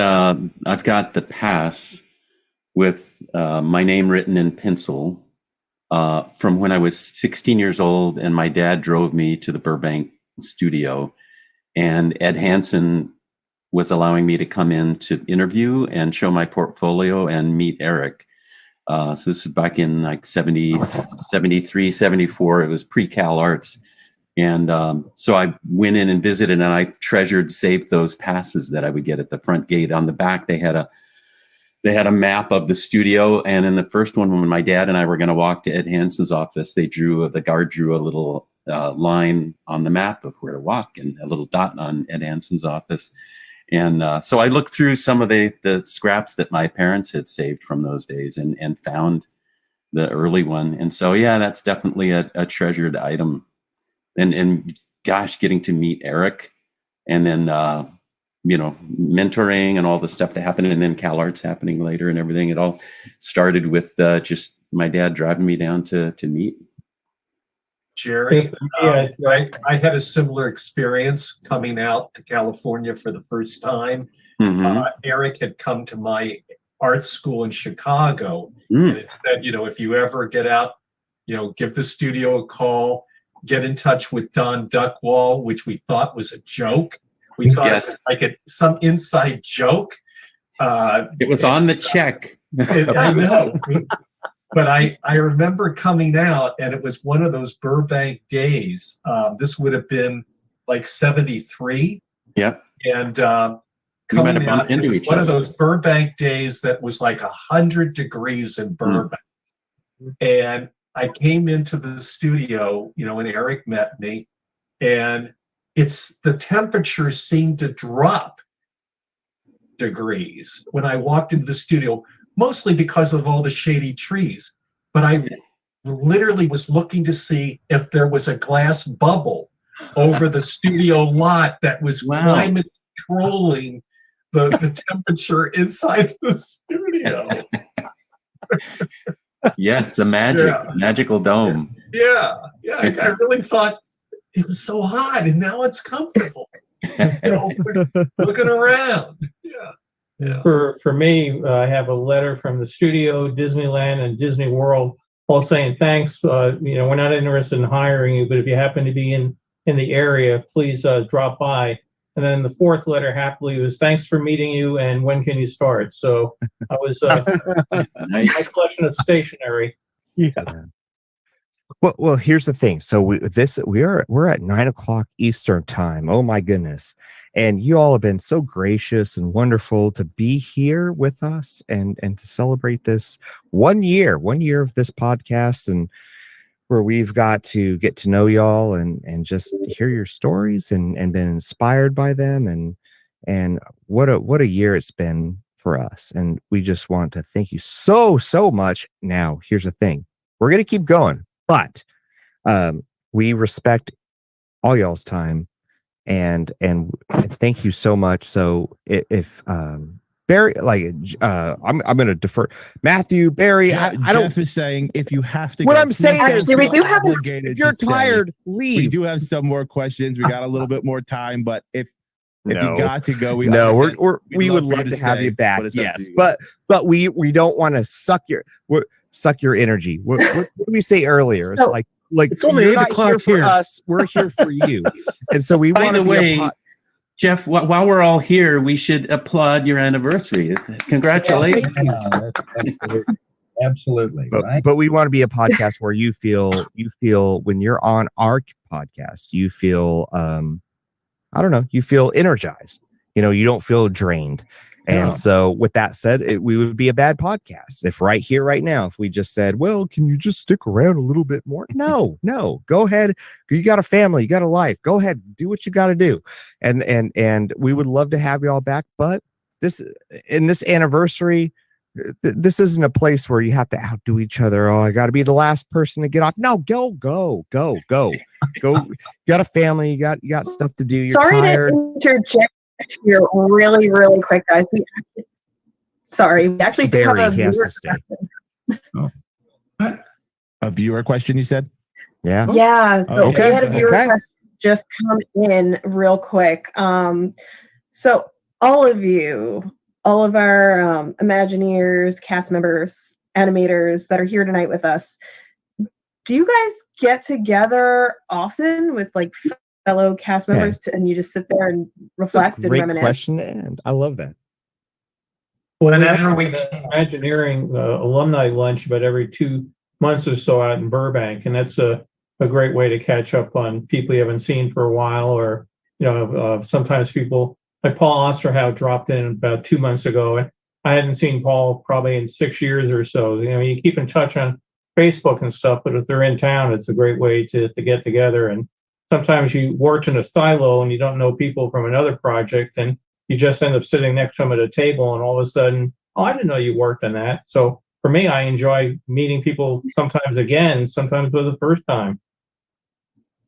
I work exclusively in Orlando, and I do keep in touch with you folks. And yeah, we definitely try to get together. And the funny thing is that whether it's someone I've met before, or even like as I've traveled and run into former Imagineers in new jobs now, MK Haverly and others that I never had met, but certainly we knew of each other.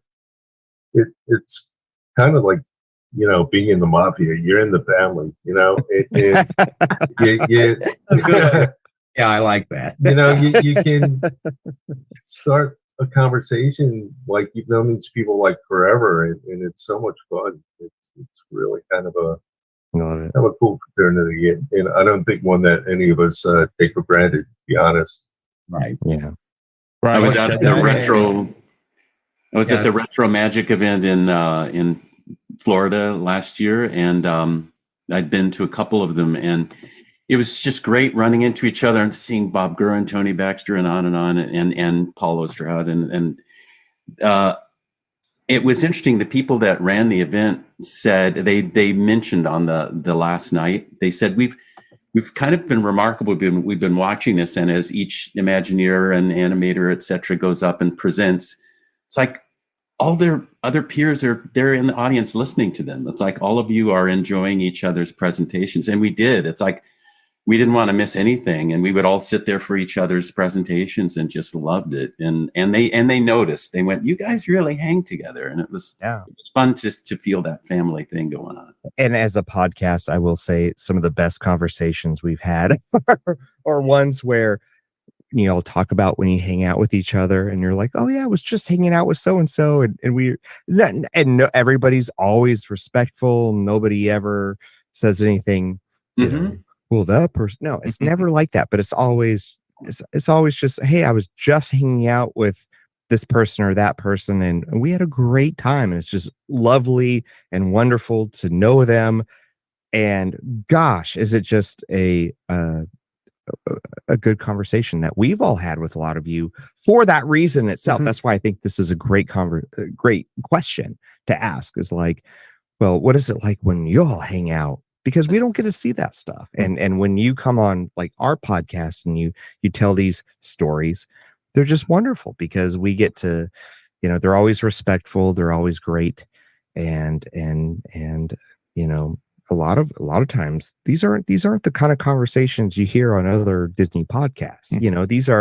These are personal stories, and as wonderful as they are, they shape our lives. These are the stories we want to hear, and it's just been good. It's been a good year. I'll say that. Good year.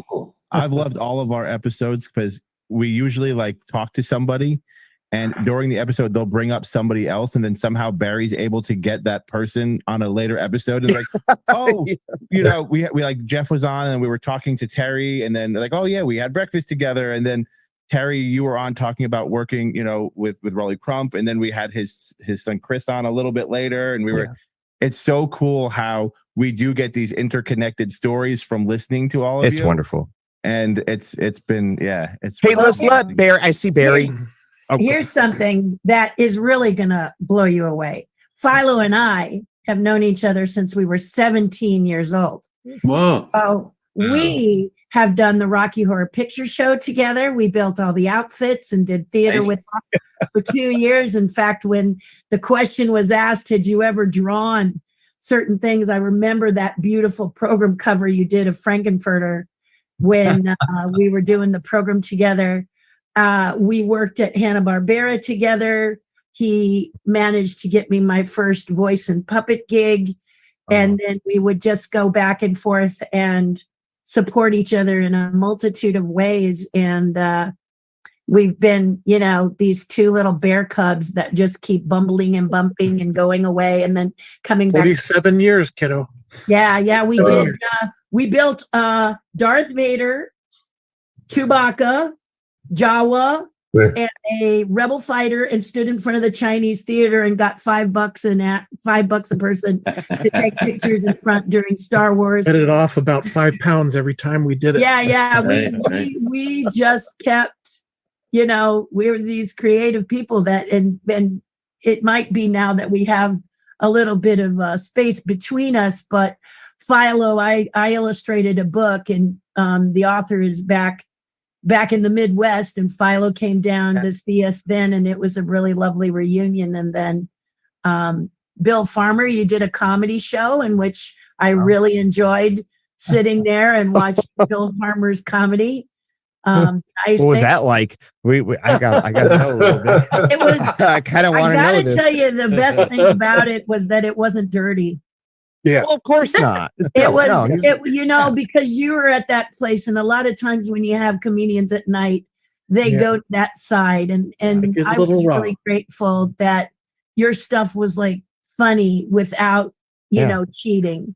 I always feel that that's cheating. I'd had 2 more drinks, it would have changed. But I got to disagree with you, Bill, because your wife was in the audience, and you. But it was a good show. Yeah. There's videos of Bill doing comedy back in the day. Bill, you correct me if I'm wrong. You started out in Dallas being I did. In 1982 doing stand-up comedy. Yeah. And I did that until I came out to California in 86. Yeah. And was still doing all up and down the East Coast. Yeah. And they would call from Disney and said, "Well, we need you tomorrow." And I said, "Well, I'm in Seattle right now. Can we do it next week?" And they said, "Well, if you can't be available, we might have to get someone else." And I said, "I'll quit." And the best move I ever did. Yeah. And the rest is history. And yeah. I love that. I wish there was more video, Bill, of your comedy, because stand-up comedy, the timing, I think we probably all know this, as far as like acting, the comedians can act because there's a timing thing, dramatic actors have a hard time doing comedy, but there's a flip to that where it's like anyone that can do comedy does a really good of being dramatic, and stand-up was the best training ground I ever had, because you get instant feedback from the audience. You learn what they like. You learn how to say a line, which in the booth you kind of got to figure when they just hand you a script and you're supposed to bring it to life. That training came in really handy. Yeah, improvisation too, Bill. Absolutely. Helped with it, taking classes and bouncing off of others and using your wit during an improvisational or stand-up type comedy where they give you a situation and stuff. That was really good practice as well for performing. So terribly grateful for all of that as well. And then I think it was your son's first gig. So we are talking way back. Yeah. We're talking like in the last, what was it, just before the pandemic, I think. Oh my gosh. Yeah. So it was very soon. It was, you tend to be, if Jerry Seinfeld can get up and do comedy after his big show, you can. So, come on. It's not a problem.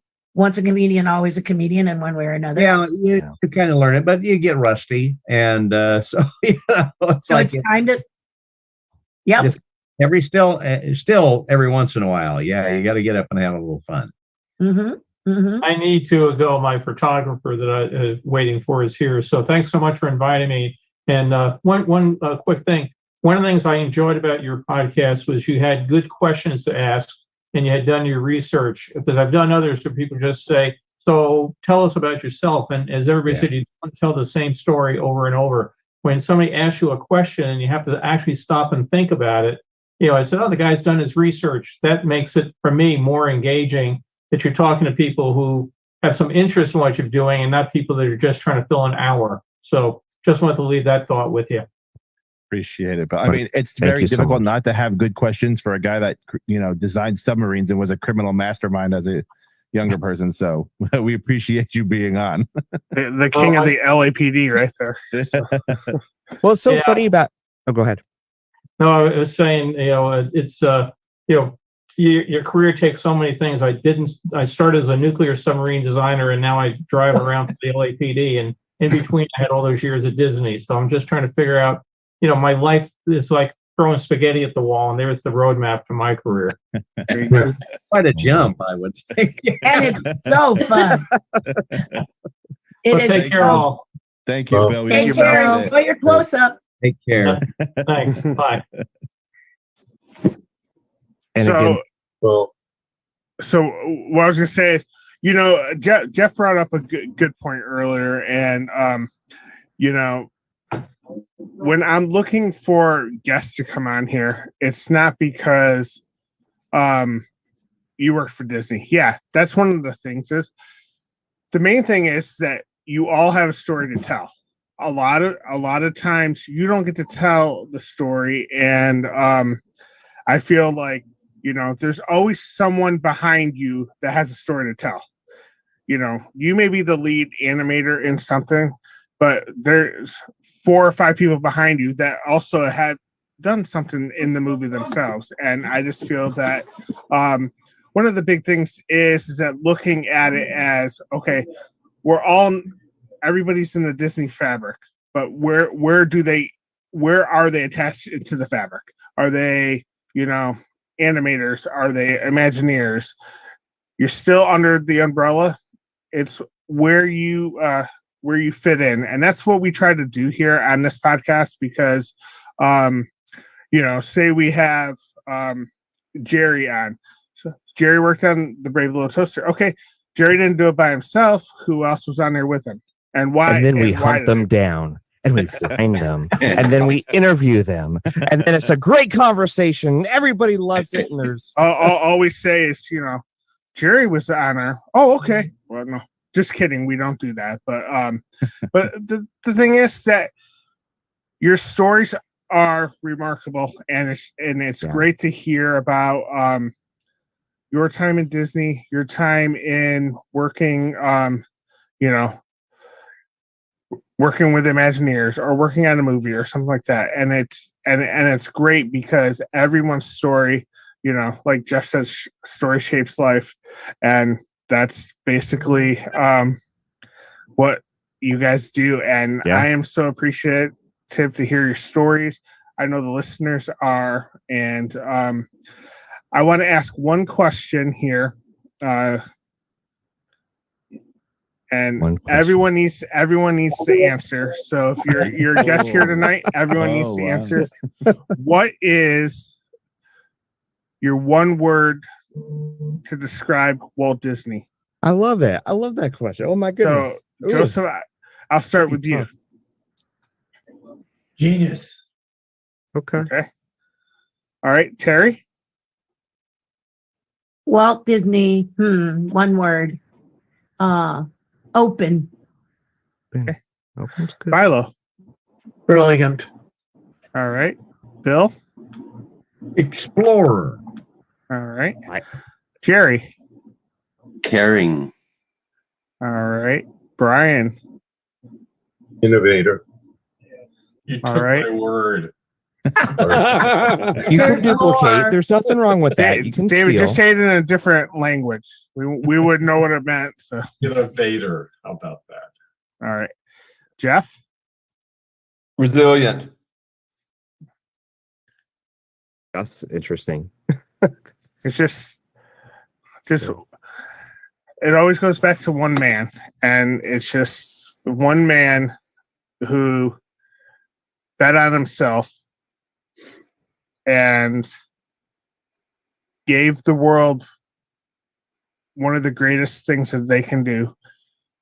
Whether they go to a park, whether they sit and watch a movie, whether they listen to music, it's there. It's what we call it's sharing the magic. Sharing the That's all he did. That's all you guys do and constantly do, regardless if you're retired or not. Your legacy lives on for a reason. And if people just looked at how Walt said, you know what, we're going to do it. Either get on board and how many parks does he have? How many parks are there around the world? How many hundreds of movies are there? And it's just, I want to personally thank you all, as well as the podcast here, for all your hard work, all your brilliance, because it just blows my mind when you guys come on here and say, well, yeah, this is what we did. This is why we did it. Me, being a simpleton, being like, wow, this is way cool.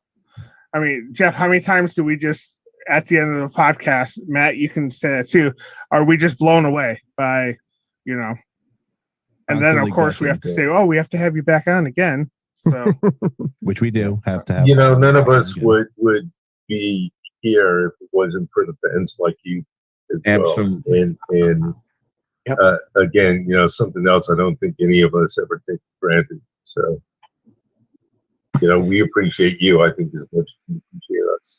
Yeah. Yep. All right, Christina, so you have a much. question? That was great. Question. Let's take us out. Let's go. Sorry about that. It takes never a dull moment, always mic issues, right? So I was revisiting some of the older episodes from before I joined on with you guys. And in Terry's episode, there was actually a very specific question that, set off a light bulb in my head. So I wanted to ask all of you, if I were a genie, and right now you each had 3 wishes, what would they be? Ooh. Should we just do one? One wish. Let's do one wish. Do one wish. Let's do one wish. I remember that one from Terry. Terry got us good with that one. Yeah. Okay. Sorry. No, Tina, I think that was great. That's my, I'm grateful when I'm comfortable enough that I relax, that I'm able to have the question come through me and go to someone that I've worked with and I've admired, but ask the question. And that was Michael Jackson. The question I asked Michael Jackson when we were working on Captain EO, and I'll never forget Captain EO. Oh my God, I love that. I missed your interview. I'm so sorry. But Captain EO is, oh my gosh, I'm sorry, I'm geeking out. But Jeff, I love Jeff. If you reach out, Okay. I'm a very fortunate person Yeah. that has more than one Wikipedia page, but more importantly than that, I have a fan who took time and wrote down everything I have done since I was a child, pretty much. And if you want that document, just reach out to me and I'll send it to you. And Yes, you can ma'am. chew it up all you want. But yes, there's a lot of stuff more than I don't even believe it, honestly, that I did what it says I did. But so yeah. What would be your wish, though? What was the wish? Oh, my wish. Wow. Okay, I'll give you the good wish because the bad wish I can't air here. And I have a very strong bad wish.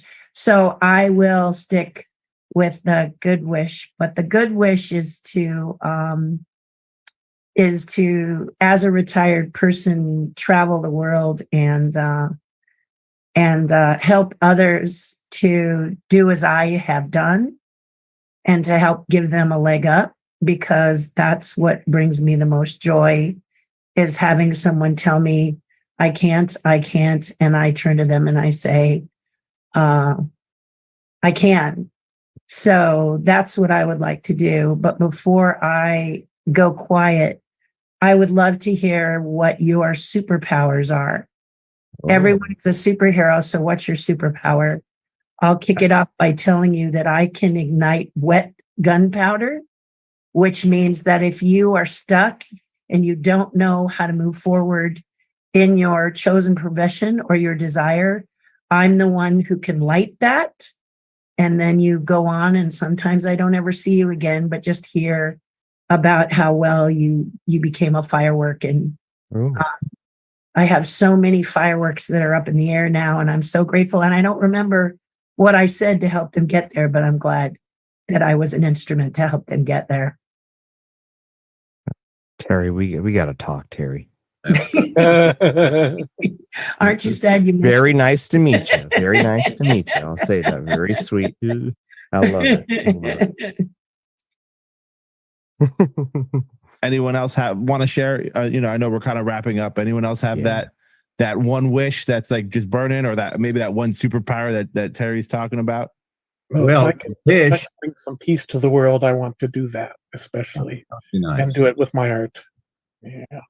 I would ask you as a genie to unlock empathy around the world. I think for people to feel, I think empathy is, I've been doing studies about imagination itself, and empathy, the ability for us to imagine what it's like to be in other people's shoes, is one of the most important aspects of imagination. And so I wish we could spread empathy. Jerry, I knew I loved you. Bill, what were you going to say? I was just going to say that I think, there's different, what category of wish. My selfish wish would be that I could do everything all over again with what I know now. I would appreciate it. That would be a great one. Also, just knowing everybody that your work has touched in some way. I love hearing those stories about how these simple cartoons and movies can affect people in such a profound way. I never get tired of hearing those stories, and it just blows me away on how much fun I have, but how much a lot of people gain from what we do. I mean, I never take it lightly. And because, you talk to kids in hospitals and stuff like that, you find out the power of Disney. And I never want to forget that. Well said. Bill, I'm gonna say one more thing. I'm gonna shut up. So as a very amateur, I say amateur, but I study your voice big time. and there's been one or two times where it'll be like a friend of a friend of a friend, or somebody's like, hey, this is somebody who's who loves, my Donald Duck's not good. Anyone could do that. Anyone can do that. It's a trick voice. But Goofy's tough. And so there has been times where there has been, hey, can you do Goofy? Oh, it's nice to see you. But that is very tough to do. But boy, oh my gosh, when you sorry, I stole your voice on a couple occasions. But when I have, it's been to bring. Winning, so it's okay. I'm sorry for that. I do apologize, but it has been in benevolence. Like I said, which someone just wants to hear the voice. They just want to hear the voice. They want to hear. Man, they want to hear this familiar person, and it brings them warmth and comfort and joy. And my gosh, if your whole life is that, what better job could you have? The answer is none. I lucked out. Yes. And so just, Bill, I know, I don't know. Next time I'll see you, I got a new shirt for you. I hope to give it to you. You're a hero of mine. I just want to thank you for being here, and I'm going to shut up. But Jeff can't help it when I can't help it. I love some Bill Farmer. I love Bill Farmer. He's a hero. Joseph, do you have a wish?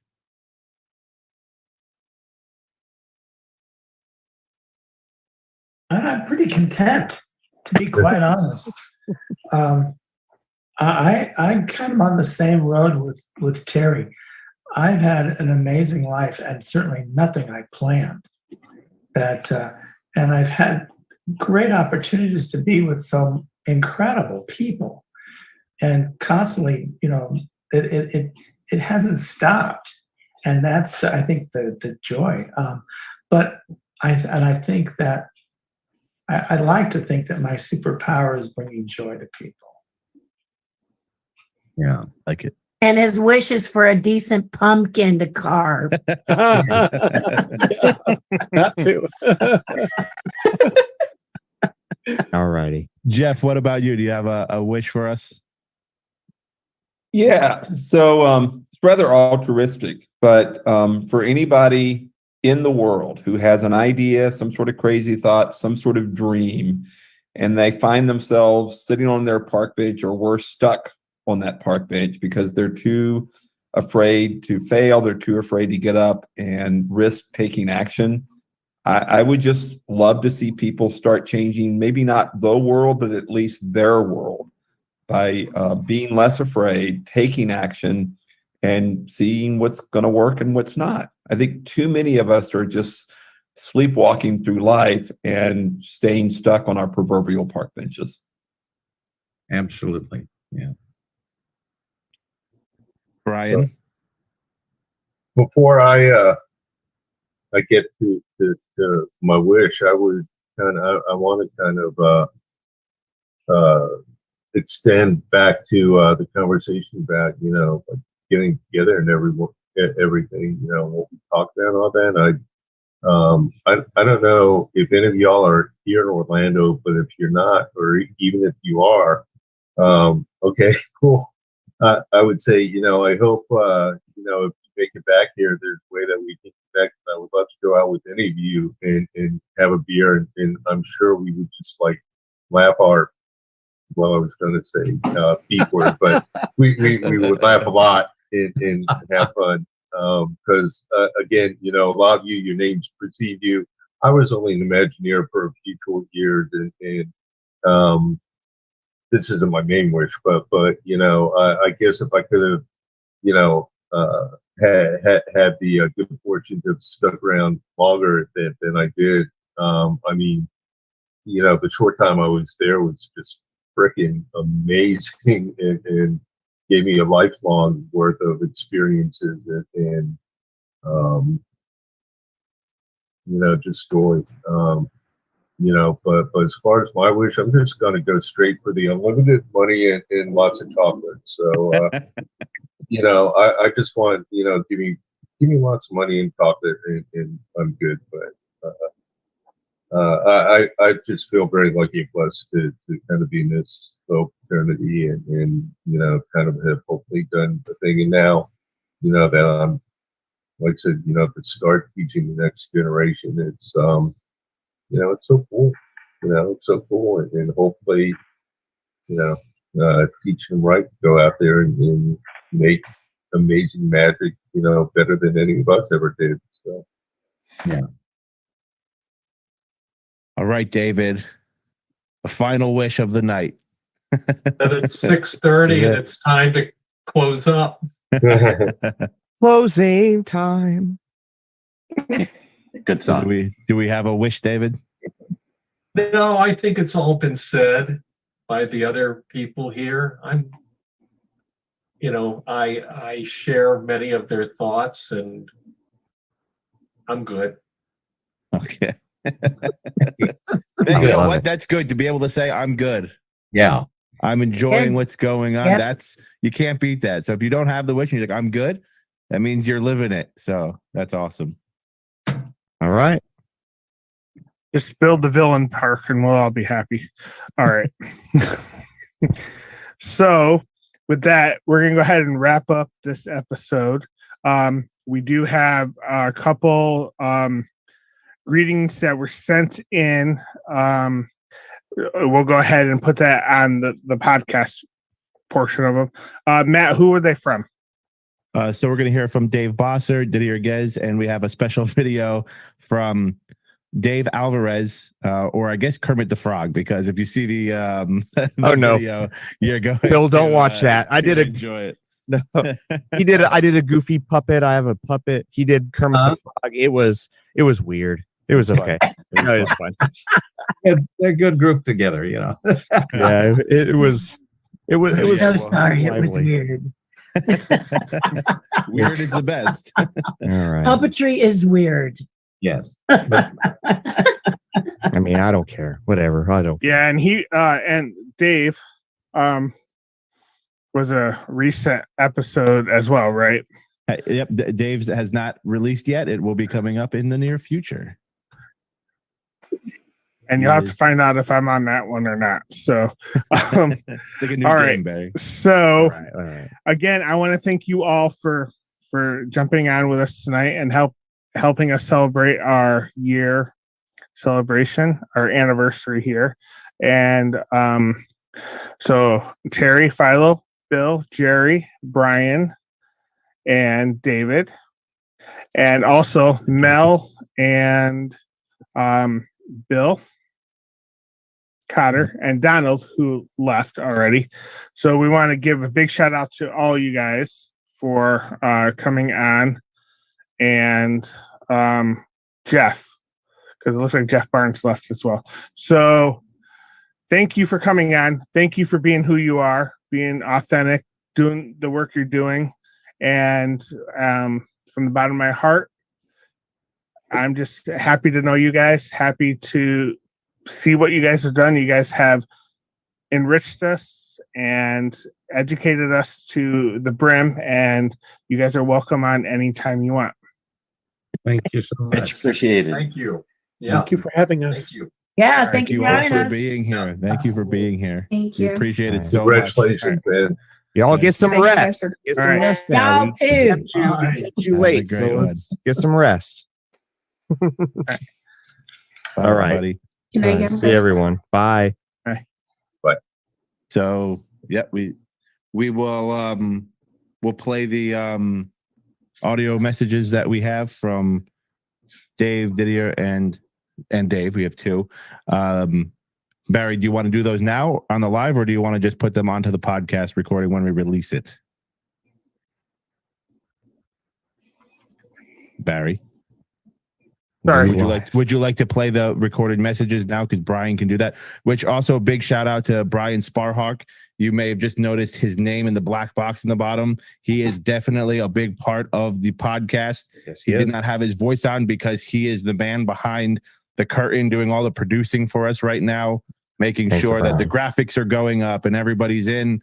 And he was getting weird echo by recording with us. So he graciously said, I will step out to do that for us. So Wow. thank you, Brian. And Barry. Right. And we also want to give a shout out to Brian Summer, who is not on here tonight. He's the one who does the beginning of our podcast. I love Brian Our Summer. intro So, voiceover. So good. so we Thank are you to all of our guests Thank you. who have been on Yes. for over the past year. If you were on tonight, you couldn't make it. If you couldn't send in a message, we appreciate all of you for doing this with us. It really made the last year go by pretty fast because, again, I can't believe that it's there. But are we going to play some of these audio recordings to ahead. lead us out? All right, Brian. So take it away. You can play those for our viewers. Hi everyone. It's animation artist, filmmaker, and author Dave Bossert, and I just wanted to wish you all a happy anniversary. Congratulations on completing 1 year of sharing the Magic podcast. It's a fantastic podcast, and I was glad to have been part of it. And I want to wish you all the best on your future episodes. So here's to you guys. Cheers. Hello, this is Disney historian Dieguez, author of the book series They Do As They Please, The Hidden Art of Disney, The Origins of Walt Disney's True Life Adventures, and also co-author with Ted Thomas and J.B. Kaufman of the upcoming Walt Disney and El Grupo in Latin America. I would love to congratulate the whole crew of sharing the magic for its 1 year anniversary. I love your podcast, and I hope you carry on doing it for years and years to come.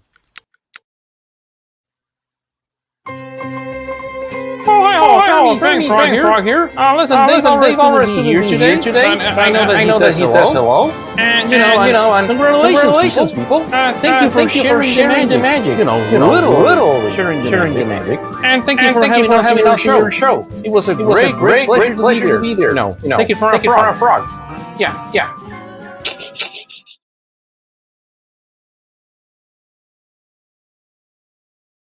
All right. So I believe that they have all ended. There may have been a little technical difficulty there with some echo feedback, but we will have it on the recorded version of this when we release the podcast. So that way, if it was echoey on your end, you'll be able to hear it. But we do appreciate those special messages that Dave Bossert, Didier Guez, and Dave Alvarez sent in for us.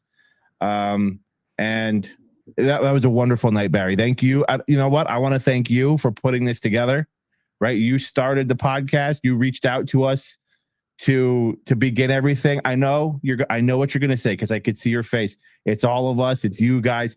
Barry, you are the godfather. You are the one that started this, that had the dream, that got us all together, that when people had to, if a co-host had to leave and you get new co-hosts, and you're building this family, and you're the one that goes out and gets all these amazing guests for us to interview.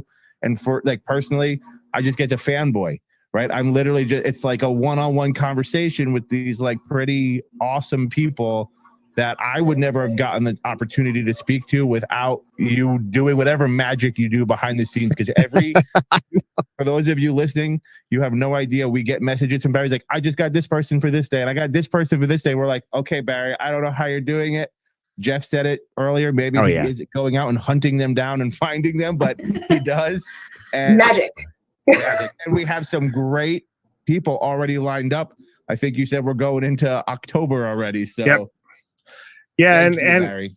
And well, thank you. Like I always say, and I know I'm going to say it, it's a team effort here. But the thing is that what we produce is authentic, so people are able to hear.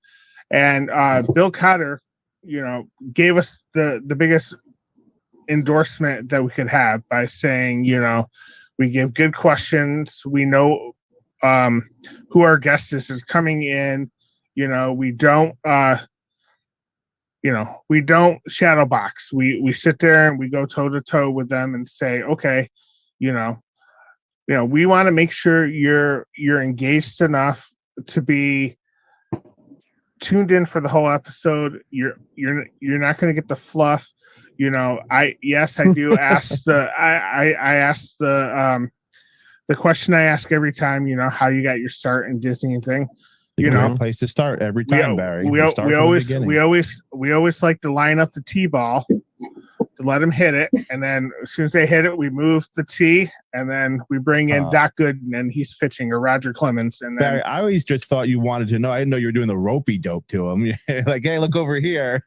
well, the thing is because you guys are a bunch of kids in a candy store. Look at how y'all are talking right now. You're like, I love all these people. It's true. I do. It's true. I'm just Barry, having a good time listening to you guys. Yeah. Can you just lead us out as you always do? Every episode, you end on a positive note. Let's do it. So, this has just been a great night, and I'm so can't do it. He's giddy. He's giddy. Barry, take us out. We can stick around after, and we can talk. It's fine. But let's all take a breath. So I want to thank you all for tuning in to another fantastic episode and our special episode of Sharing the Magic. And you can find us all over social media at Sharing the Magic Pod. Please follow, share, post on there. That'd be wonderful too. And also look for us wherever you find your Disney podcasts like this one. And please follow us there as well. And until next time, keep sharing the magic. Sounds like a plan. Bye, everyone. Bye. Happy anniversary, everyone. Yeah. Recording